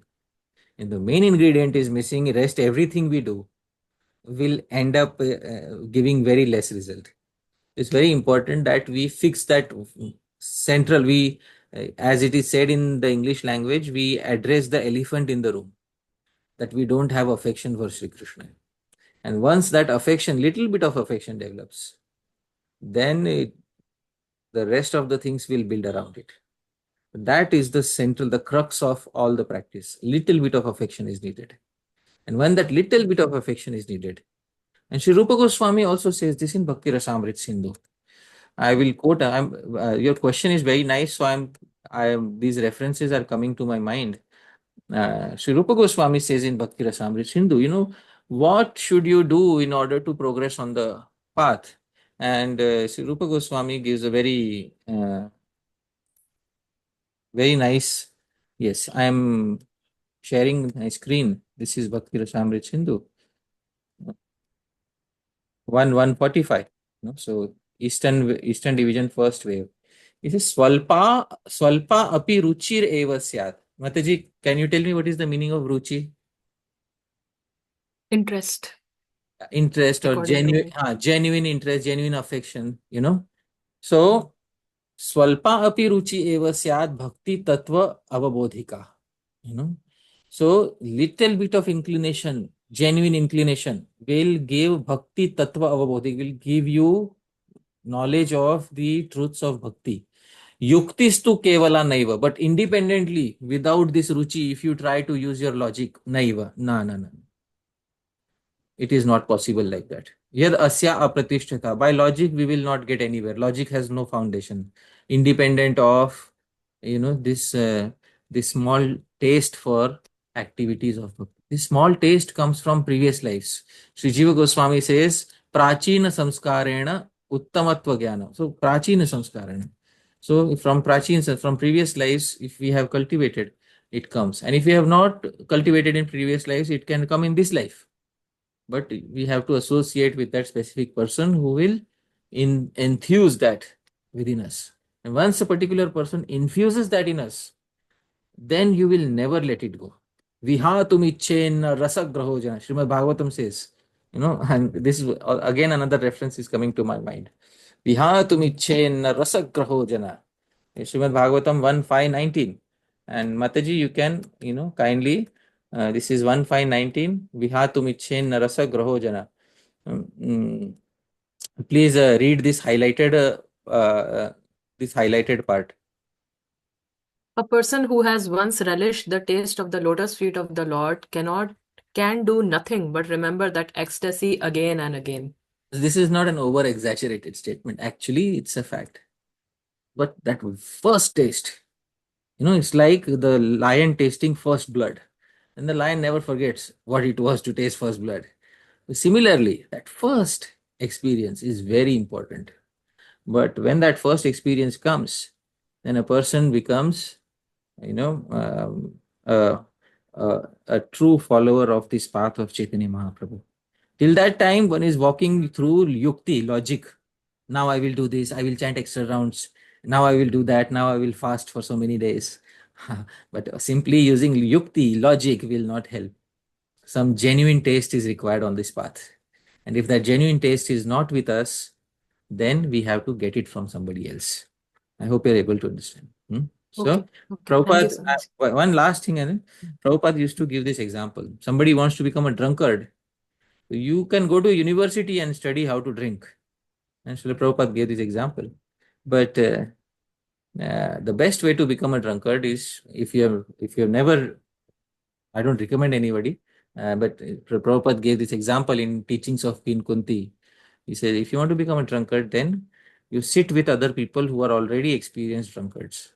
And then they infuse the culture of drinking within somebody. And after they do that, then one gradually becomes an expert drunkard.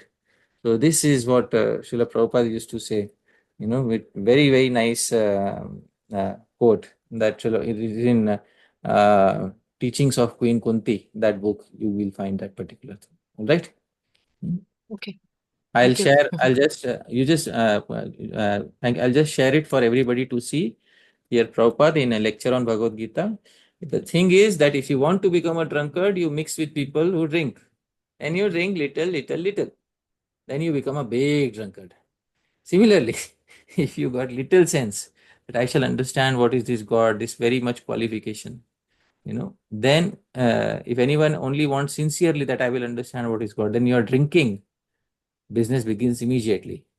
Then if you continue, then as a drunkard becomes big drunkard, you become a big devotee. So associate with existing drunkards. That is the formula given by Srila Prabhupada himself. Right? Thank you. Okay. Next we have Gaurani Prabhu. Hare Krishna Prabhu. My pranams. Thank you very much for your nice explanation. So I would like to go back to the origin of this verse, which is the sadness or kind of sad feelings of Śrī Caitanya Mahāprabhu, because he said that he have no attraction. He knows all these things which you explained about the names of Krishna. He put a little bit, in a very summary, but he knows all these informations of the names. So I see that just to know what does it mean a name or what different names have meanings is not enough. So somehow we have to get that name into our tongue, into chant. So can you explain how to taste names, like checking which names would be more attractive for us? What is the process? What is the sadhana for getting more and more taste? Right. So what is the process? What is the sadhana for getting more and more taste? So the sadhana is that only a person who has relished taste can give that taste unto others. And it's a very nice example given by the previous authorities. If somebody has seen a betel leaf, pan, a betel leaf by default is not reddish in color. But when somebody chews upon that betel leaf, redness arises within that betel leaf. And in Sanskrit, the term for redness is rag, red color. And rag also means attachment. So similarly, when a person who has tasted betel nut leaf and in his mouth there is rag, and when there is traditionally in a romantic relationship, the lover and beloved exchange betel nut, they chew half upon it and give the remaining half to others. This is what happens, So you get that half chewed betel leaf from somebody. It has the rag, it has the taste, because to get taste, you have to take it from a living source. It cannot be produced by a mechanical effort. So when you get that taste from a living source, it can also be bestowed by Bhagavan spontaneously in some cases.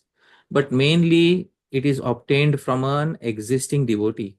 So by hearing from an existing devotee, certain names become dear to us because that devotee describes those names in the context of certain pastimes and in the context of certain qualities.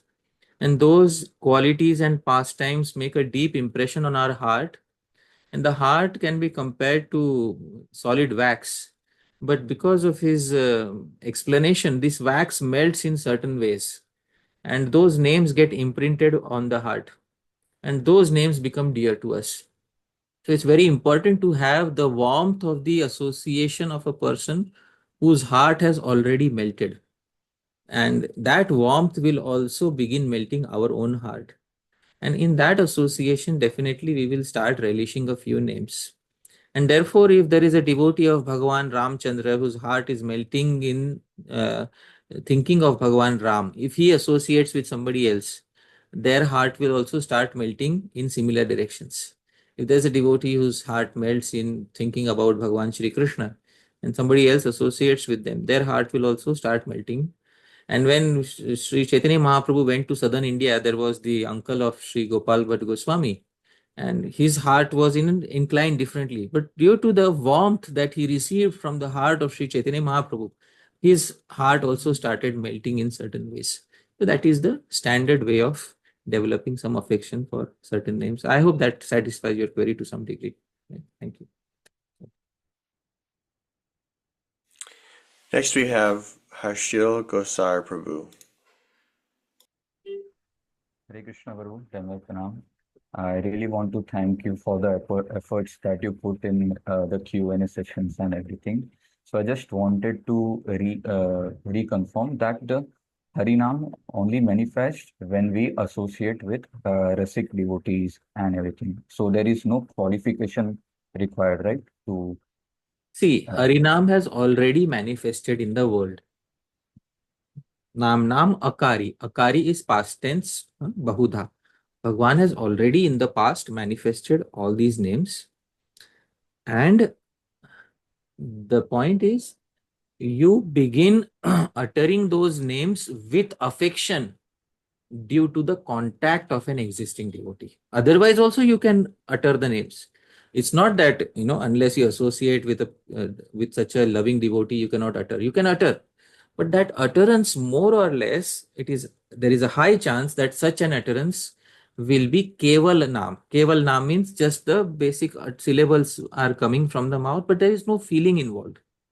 Because how can there be a feeling involved unless somebody teaches us the culture of feeling for Sri Krishna? There is an entire culture of feeling for Sri Krishna, and that culture comes from a person who teaches us. Today in our lives, let's say there is a small child and this child has no parents. Can the child develop a certain culture? Harshil Prabhu, please tell me. no. No. How does the child receive a culture, Indian culture, American culture? How does a child receive a particular culture? Please tell me. He associates with his parents and Parents. Yes, parents, grandparents, they give a specific culture to the child. So similarly, if we stay in bhakti and if we stay like orphans, we don't have any parents to guide us, we don't have any grandparents to guide us, then we will end up with the culture of no culture. And then, it will be greatly difficult to figure out even simple things, that you should take a bath daily, very simple things, it will be difficult to figure out for a child. So similarly, in bhakti also, without that proper culture, if it is not given by the parents, the guru, then it will become difficult for the sadhak to figure out even simple things. Like, why should I chant?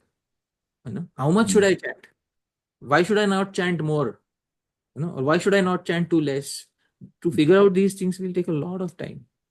But when Yes, the definitely. proper guidance and parenting is there, so that is how, children become excellent in their fields.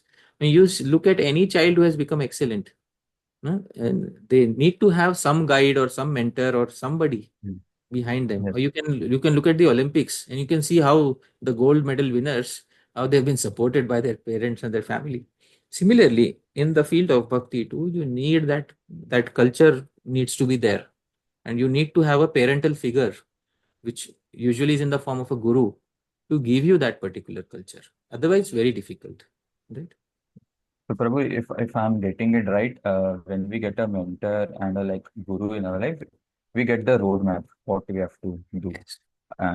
So we don't do Yeah. things that we Not think. only the roadmap you can get even from a book, but Yes. You can learn singing. Somewhat you can learn singing from reading a book, but how to sing with a heart, that you have to sit Yes. with a person. That those feelings come from a person. A book cannot teach you what to feel. A person can teach you what to feel. So that those things have to come from a person. All right? Yes, Prabhu. Got it. So, Prabhu, I just have a small follow-up question. Can I ask now or should I wait? Sure, go ahead. Prabhu, I wanted to know your views on that some people tattoo their Bhagwan's name on. Prabhuji, that's I'm sorry to interrupt. A follow-up question is to clarify the question you already asked and not a second question. Okay, So so that's the can I second wait? question, and we'll just ask you to come back, please. Yeah, Okay, yeah. sure. So maybe you can wait, Prabhu, if it's an independent Yes, query. Yeah, so please wait in the queue, then we'll come back to you. All right? yes, Prabhu, I will wait. Thank So you. just to clarify, everyone, follow-up question doesn't mean a second question that's separate from your first question. It means I ask you, how much does the broccoli cost? And you say $4, and you say, how much is that in rupees? Yeah. Right. It's clarifying the first question. Okay. So, Yes. all right. Thank you. Thank you, everyone. I appreciate your understanding. Our next questioner is Krishna Prabhu. Hare Krishna, Pranam Prabhuji. My pranams. Prabhuji, thank you for sharing the Aksharmay Prarthana. That is very good, Prabhuji. And my question is, Prabhuji, in the beginning of the talk, you stated that verse that akamo sarvakamo va moksha kama udarati, and you said that there is no harm in chanting the name of Lords and asking him about the material things, and we find also that in that one statement from that ama bhaje bishay mage ei bodo murkho, this type of statement. So how can we harmonize them? Okay. So your query is that on one side, there are statements which say one can ask for anything from Bhagavan. The other side, there are statements where Bhagavan is saying anybody who asks for material benefits is a big fool. You know? And Yes, Prabhu. so Yes. how do you reconcile them? That is Bhagavan's point of view, that he is a big fool. That is not the sadhak's point. Sadhak's point of view is where he is asking for the best thing. I'm asking that Bhagavan give me so much wealth. So Bhagavan, please give me so much wealth. You know? So the sadhak is asking from his particular point of view. The Bhagavan is thinking, why should I give him? I'll not give him. Or Bhagavan may think, I may give him right now, but later I'll take it away. So that's Bhagavan's point of view. Right? So the sadhak has to live life according to their particular point of view, their level of realization. Yeah? And Bhagavan also thinks from his particular point of view. So in the end, Bhagavan will decide. But Naam is capable of giving all goals of life. Dharma, Artha, Kama, Moksha. All goals of life, Naam can give. Naam can also give beyond that, which is Shri Krishna Prem, the choicest goal of life. All of that is possible. All right. But Bhagavan's point of view is, why should I give him? Because Bhagavan is already situated in the highest place. Obviously, he's going to think from that point of view. All right. So, but Bhagavan also has empathy for the point of view of the sadhak. But Bhagavan has better consideration that I should elevate him. It's not that Bhagavan doesn't understand this point of view. He understands, but he understands that his own point of view is superior in that regard. But still, sometimes he may give, sometimes he may not give. Right? That is the answer to the question. Okay, Prabhu. Thank you. Yes. Our next question is from Saki Sharan Prabhu. Oh, wonderful. Very cool. Hare Krishna Prabhu. Thank you. I think the whole class was beautiful, and then the icing on the cake was our Shri Rupa Goswami's. Every single word. I think brilliant. Thank you for sharing that. Thank you. The query is like this, Prabhu. In the Rig Veda, we do know where there are 33 primary deities, right? That maybe in some translated to 33 crores or whatever that may be. That's one side. Then the second aspect is we also understand all these devatas, they have some karmas. That's why they're holding that post. That's the second part of it.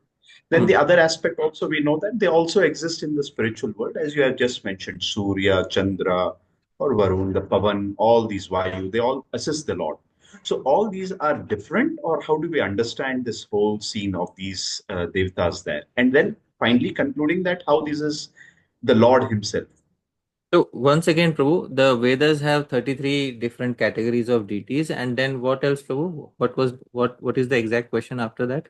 Yeah. So then the next part comes in that each one has certain karmas, and that's why they're holding those positions in different lokas. Probably Right. in the Swarga Indra is that.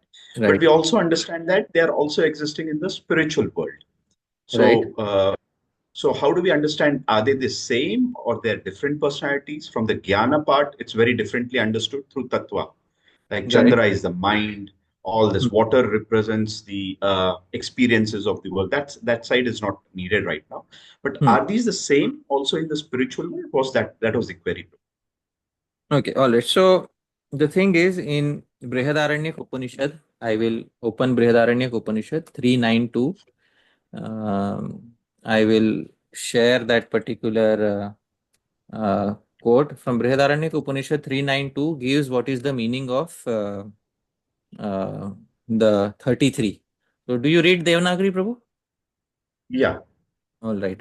So I am sharing my screen. This is Brihadaranyaka Upanishad 392, and it says Sahovacha महिमान एवैषामेते त्रयस्त्रिंशत्वेव देवा इति Yes. कथमेते त्रयस्त्रिंशदित्यष्टौ वसव एकादश Rudra द्वादशादित्यास्त एकत्रिंशदिश्च इन्द्रश्चैव प्रतापतिश्च त्रयस्त्रिंशाविति. That Yagyavalkya said, such is their greatness, the Devtas are 33. So then Shakalya asked, which are the 33 Devtas? Yagyavalkya said, 8 Vasus, 11 Rudras, 12 Right. Adityas. These are 31.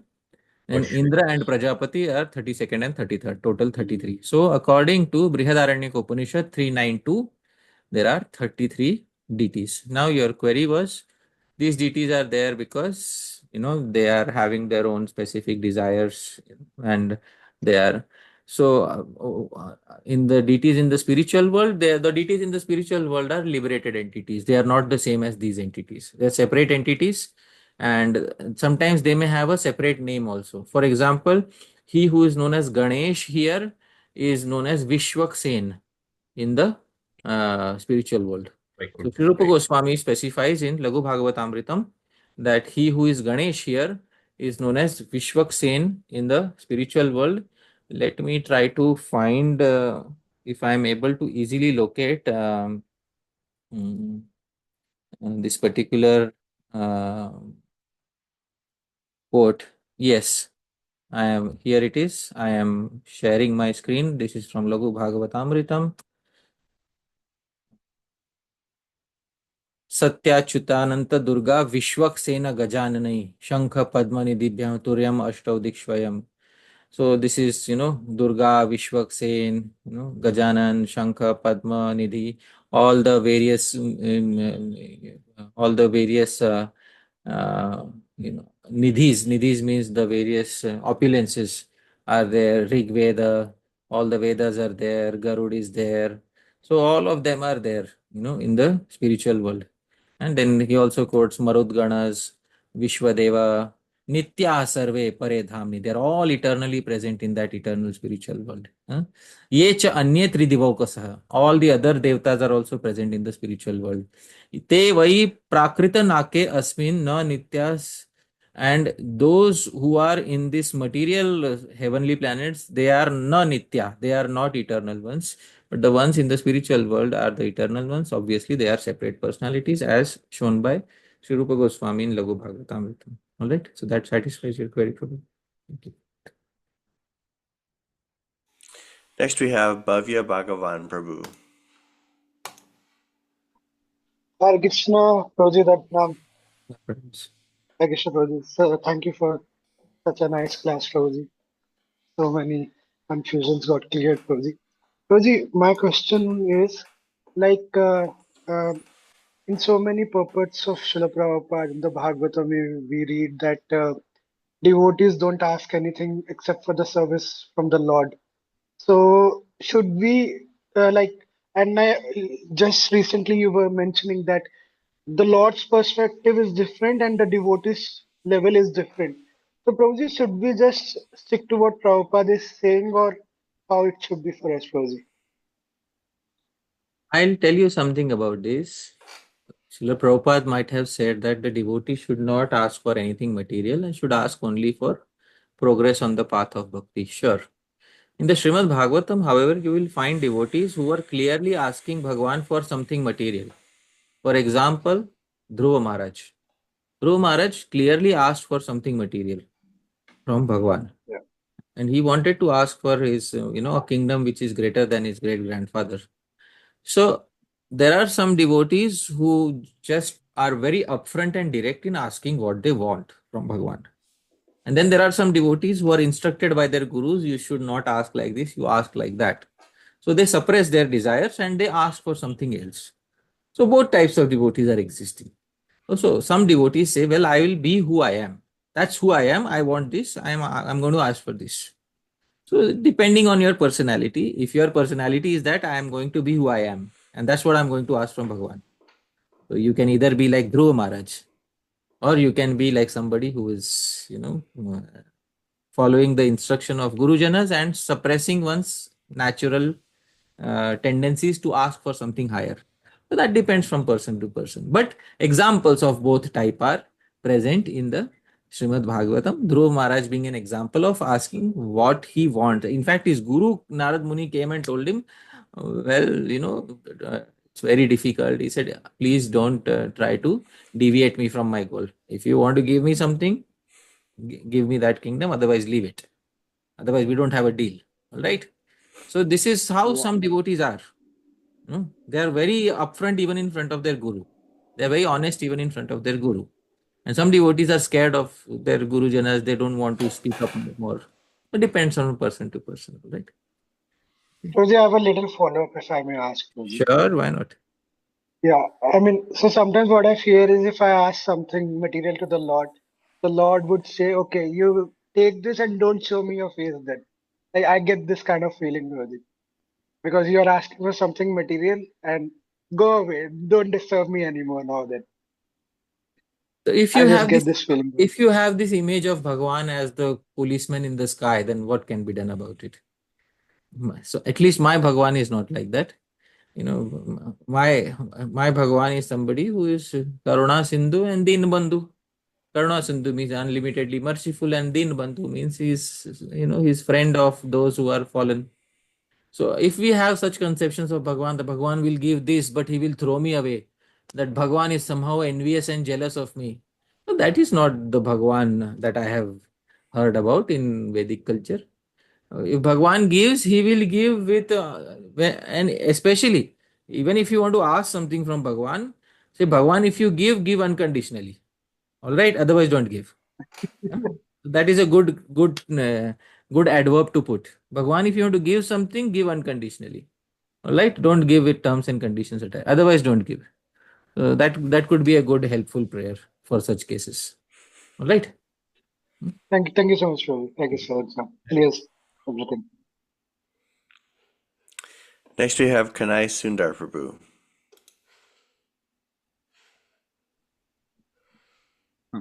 Hare Krishna, Prabhuji. Yeah, Hari Bol. Prabhuji, I had a question about the pronunciation you mentioned for Om. It would be Om. Om. So I had this in mind, this particular rule Jiva Goswami mentions in Harinama Amrit Bhakaran, that when U follows A, then it turns into O. So that doesn't apply here, Prabhuji? It applies here, but the syllables, each syllable is, the acharyas say that each syllable should be heard distinctly. Shri Vishwanath Chakravarti Thakur, I will show you the verse which he specifies. See here, I am sharing the screen. Okay. This is in BBT purport to Srimad Bhagavatam 10:69-17. अकारेणोच्यते विष्णुः श्रीरूकारेण कथ्यते मकारस्तु तयोर्दासः पंचविंशः प्रकीर्तितः. Prabhu, kindly read the translation, this one highlighted part. In the mantra Om, the letter A signifies Lord Vishnu, the letter U signifies the goddess Shri, and the letter Ma refers to their servant, who is the 25th element. And the 25th element is the Jiva, according to Sankhya. So now, Prabhu, if you merge these two, A and U, will you be able to distinctly hear both of them? No, Prabhuji. So therefore, the recommendation of the Acharyas is to have distinct pronunciations, slightly distinct pronunciations for Akar and Ukar, so that you can distinguish between Vishnu and Lakshmi or Krishna and Shri Radha separately. I hope you're able to understand. Okay. Yeah, okay, Prabhuji. Thank you, Prabhuji. Purushottam Prasad Prabhu asks, Hare Krishna Prabhuji, Dandavat Pranam. The slide which explains the Islamic faith, some quote you mentioned, some scholarly you mentioned, unlimited infinite names of Lord exist, but only the names mentioned in the Quran and the Hadith are to be accepted. Could you please mention the reference of this information, Prabhuji? Thank you. All right. So there are various scholars who give various particular opinions in this regard, and there are various hadiths in Islam, which is, Sahih Muslim or Al-Bukhari. They give various number of names, but there are some other hadiths, but you'll have to look into hadiths, and those hadiths are not, you may not find very easily a very good translation. So different hadiths, they are giving different number of names, but the most common, basically, was given by Al-Walid ibn Muslim. I am giving the name Al-Walid ibn Muslim, which is, he gives the list of 99 names of Allah, which is commonly the most accepted opinion. But other hadiths give, other names, other numbers, and some other scholars say that infinite names can be there because of that reference I showed, that he has the best of names. So some other scholars give the opinion that he might be having many best names, and technically it can go up till infinite. But you are not allowed to look outside of the boundary of the Quran and the Hadith, which is, they usually issue what is called as a fatwa. Fatwa is a religious diktat. A religious diktat is called as fatwa. So they issue a fatwa which says that you are not allowed to do this. So that is what the religious scholars, most of the religious scholars today, they've issued a fatwa that you're not allowed to look outside the boundaries of Quran and Hadith in this regard. All right. Thank you. We have two related questions in the chat.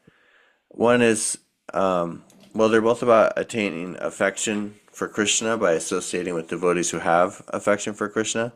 So one question is, how can we find such association? Is it possible through listening to the lectures of such devotees if you can't meet them in person? And the other question is, we might associate with these devotees, but the effect of their association wears off. And so what should we do about that? So how do we find such association? First and foremost, we have to be able to locate such a devotee, and to locate such a devotee and to make sure that he's actually such a devotee, is not cheating. We need to have Bhagwan's mercy because only Bhagwan knows the heart of somebody. So we need to have that sincere prayer to Bhagwan, that Bhagwan, please send me to a very genuine person who is not going to cheat me. And if we have faith in the process that Bhagwan will reciprocate with us, then Bhagwan will send us to that particular person who is a genuine relisher of rasa. It is specified in Chaitanya Charitamrita. This is a very nice verse in Madhya Lila 22:47, that mercy of Bhagwan is must for locating such a person. Krishna yadi kripa kare kon bhagyavane, guru antaryami rupa shikhaya apane. Translation by Srila Prabhupada. Krishna is situated in everyone's heart already as the Guru, Chaitya Guru, the spiritual master within. But when, and this is a big when, he is kind to some fortunate conditioned soul, he personally gives him lessons so he can progress in devotional service. He instructs that person within as super soul and as the spiritual master outside. So both types of instruct. He tells from within, this person is very nice, please associate with him. From outside, that person gives instructions. But it's very important that the Krishna has to take the initiative. So we have to regularly pray to Bhagavan to please send us to a person who is genuine and who will not cheat us. Those of us who have faith in the process will find that in a very short duration of time, we will receive the fulfillment of our desires. We'll be able to locate and associate with such a person and hear them. And once we hear them, because it is Bhagwan's arrangement, so like-mindedness will automatically be ensured. You don't have to separately ensure like-mindedness because Bhagwan has selected the person.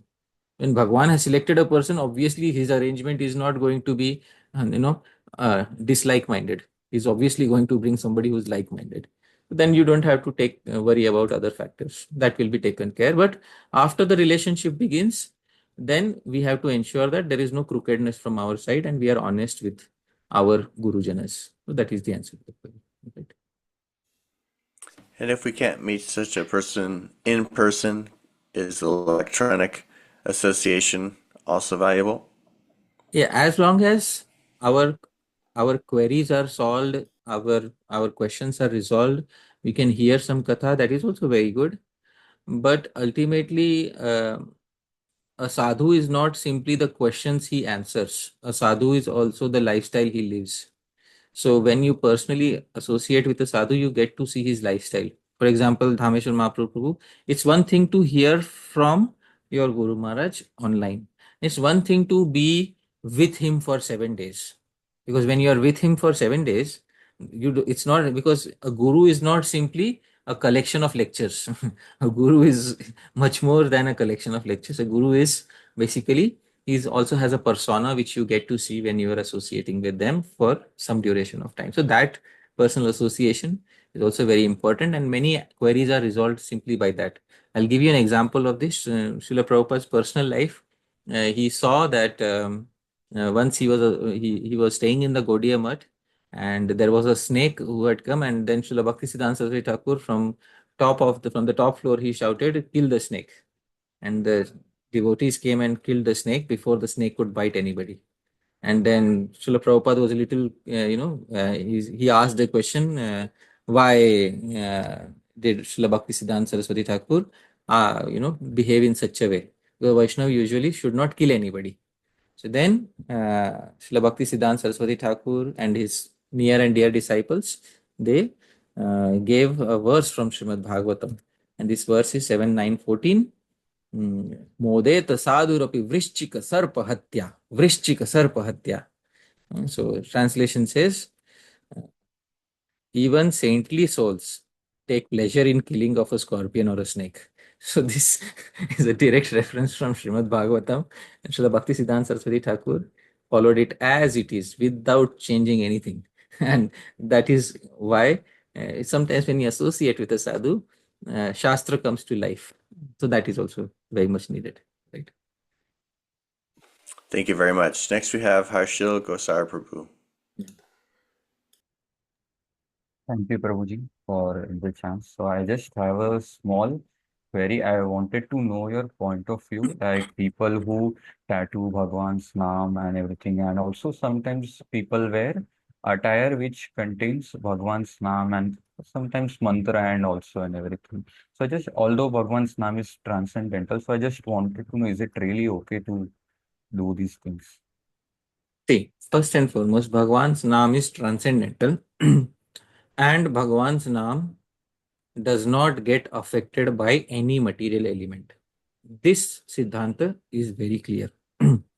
There are certain sampradayas in which you get fire stamping of symbols. You get Shankha, Chakra, you get the fire stamped on your arms. And then with those very arms, they sometimes roll on the ground, they fall on the ground, and they pray on. So, and then they go to sleep, and then they use the restroom with those imprints on their arms. So it is obvious that with those imprints on the permanent imprints on their arms, they are going to use the restroom or they're going to fall on the ground or something like that. So Bhagwan's naam or Bhagwan's symbols don't become affected by material considerations. Yet one should understand something.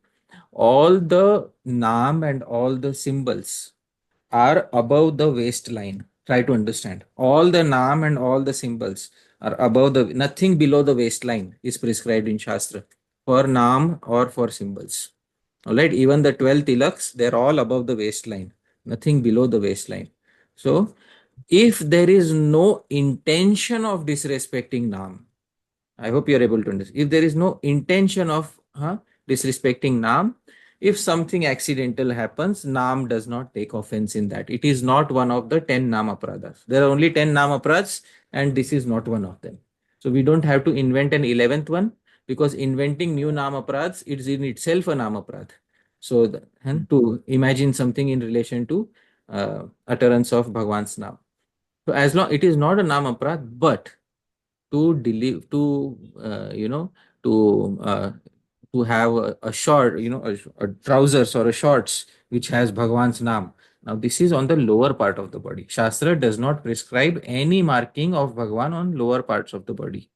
So to knowing all this, still if somebody is wearing for whatsoever reason, obviously, so that definitely is going to create difficulties, because that is not recommended in Shastra, and that will bring negative results. All right.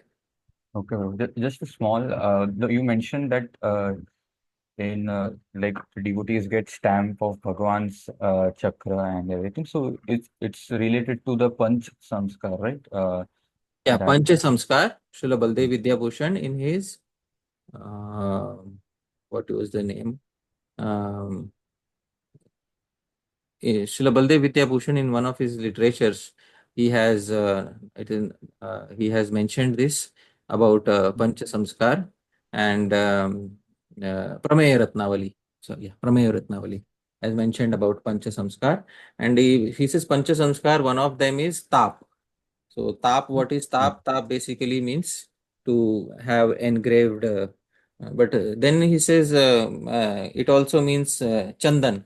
Basically, it also means that you can also mark it by Chandan. I am sharing the reference here. This is Prameya Ratnavali of Srila Baldev Vidyabhushan. तापोत्र तप्त चक्रादि मुद्रा धारणम उच्यते तेनैव हरिनामादि मुद्रा चाप्युपलक्ष्यते. So tap actually means to mudra, to fire branding of symbols.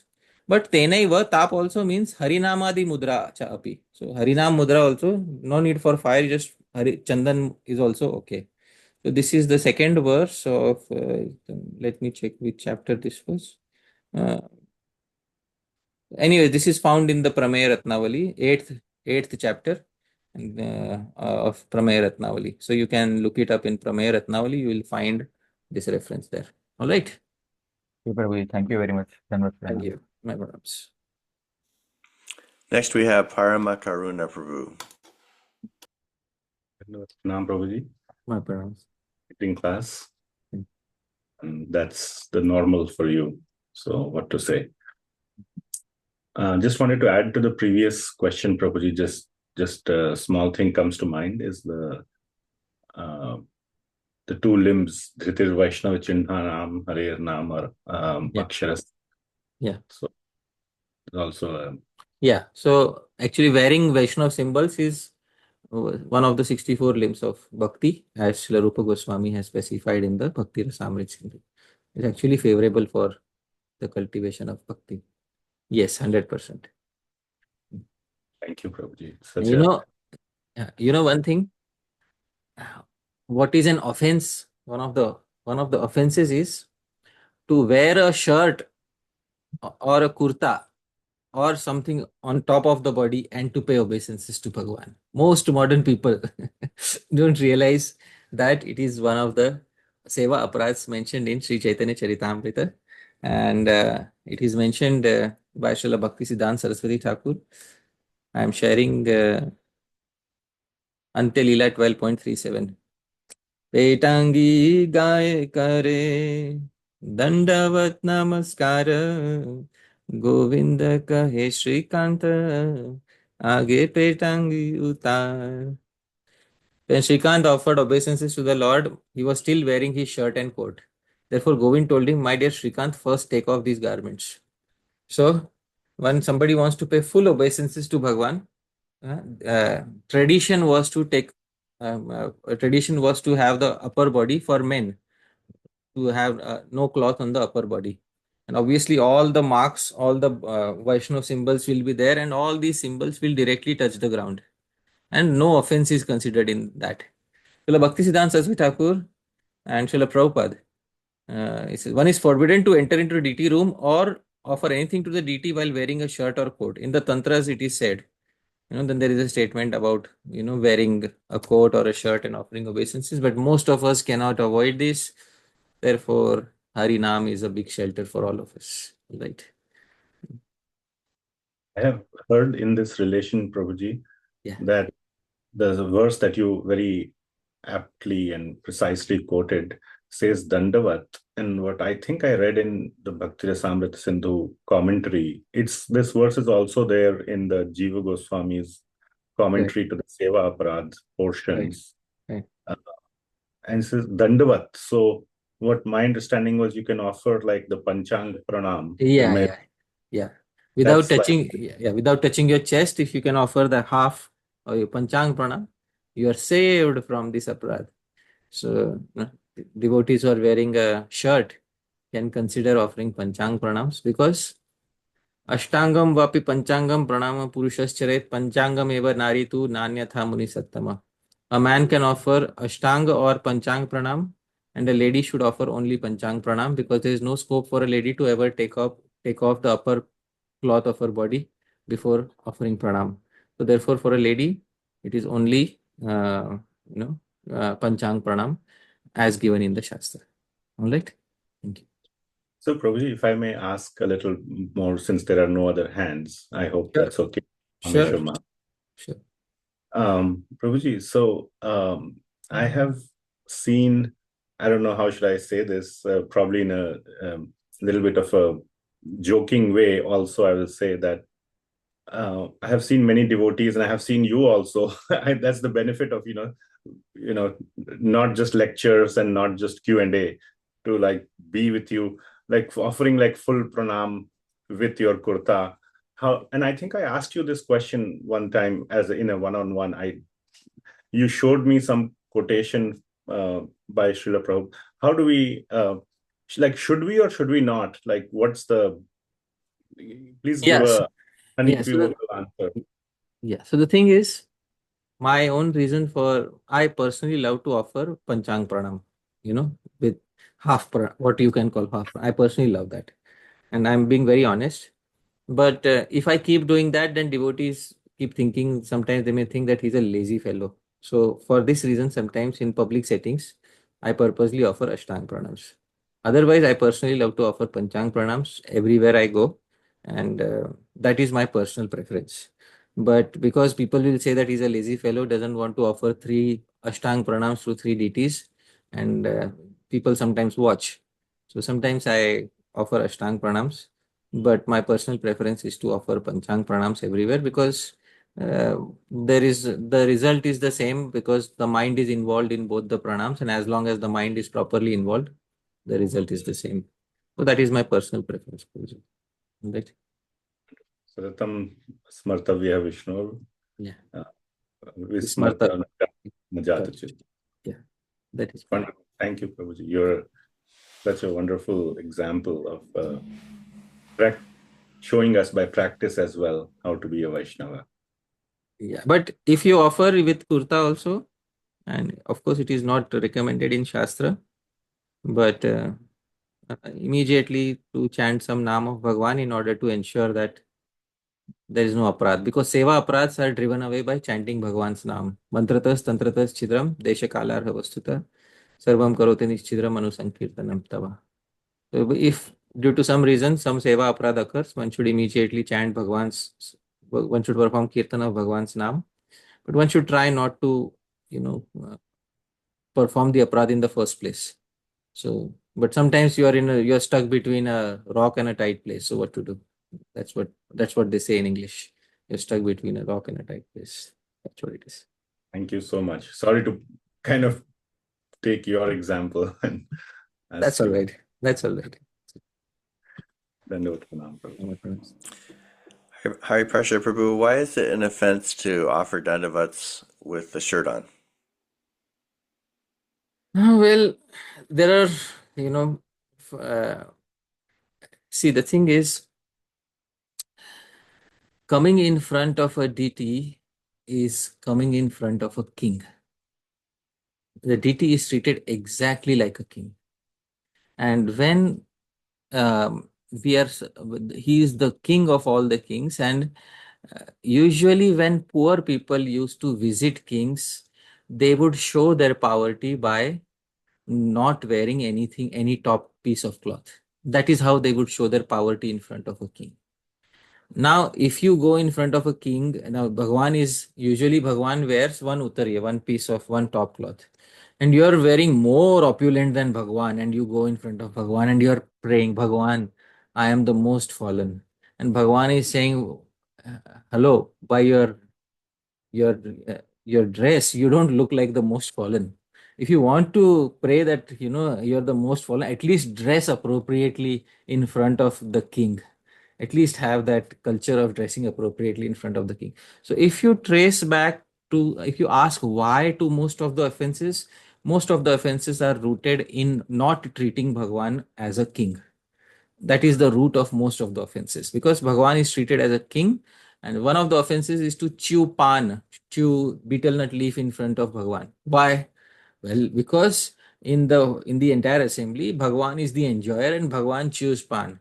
And if I am chewing pan and I go to in front of Bhagwan, hello, Hari Bol Bhagwan, how are you doing?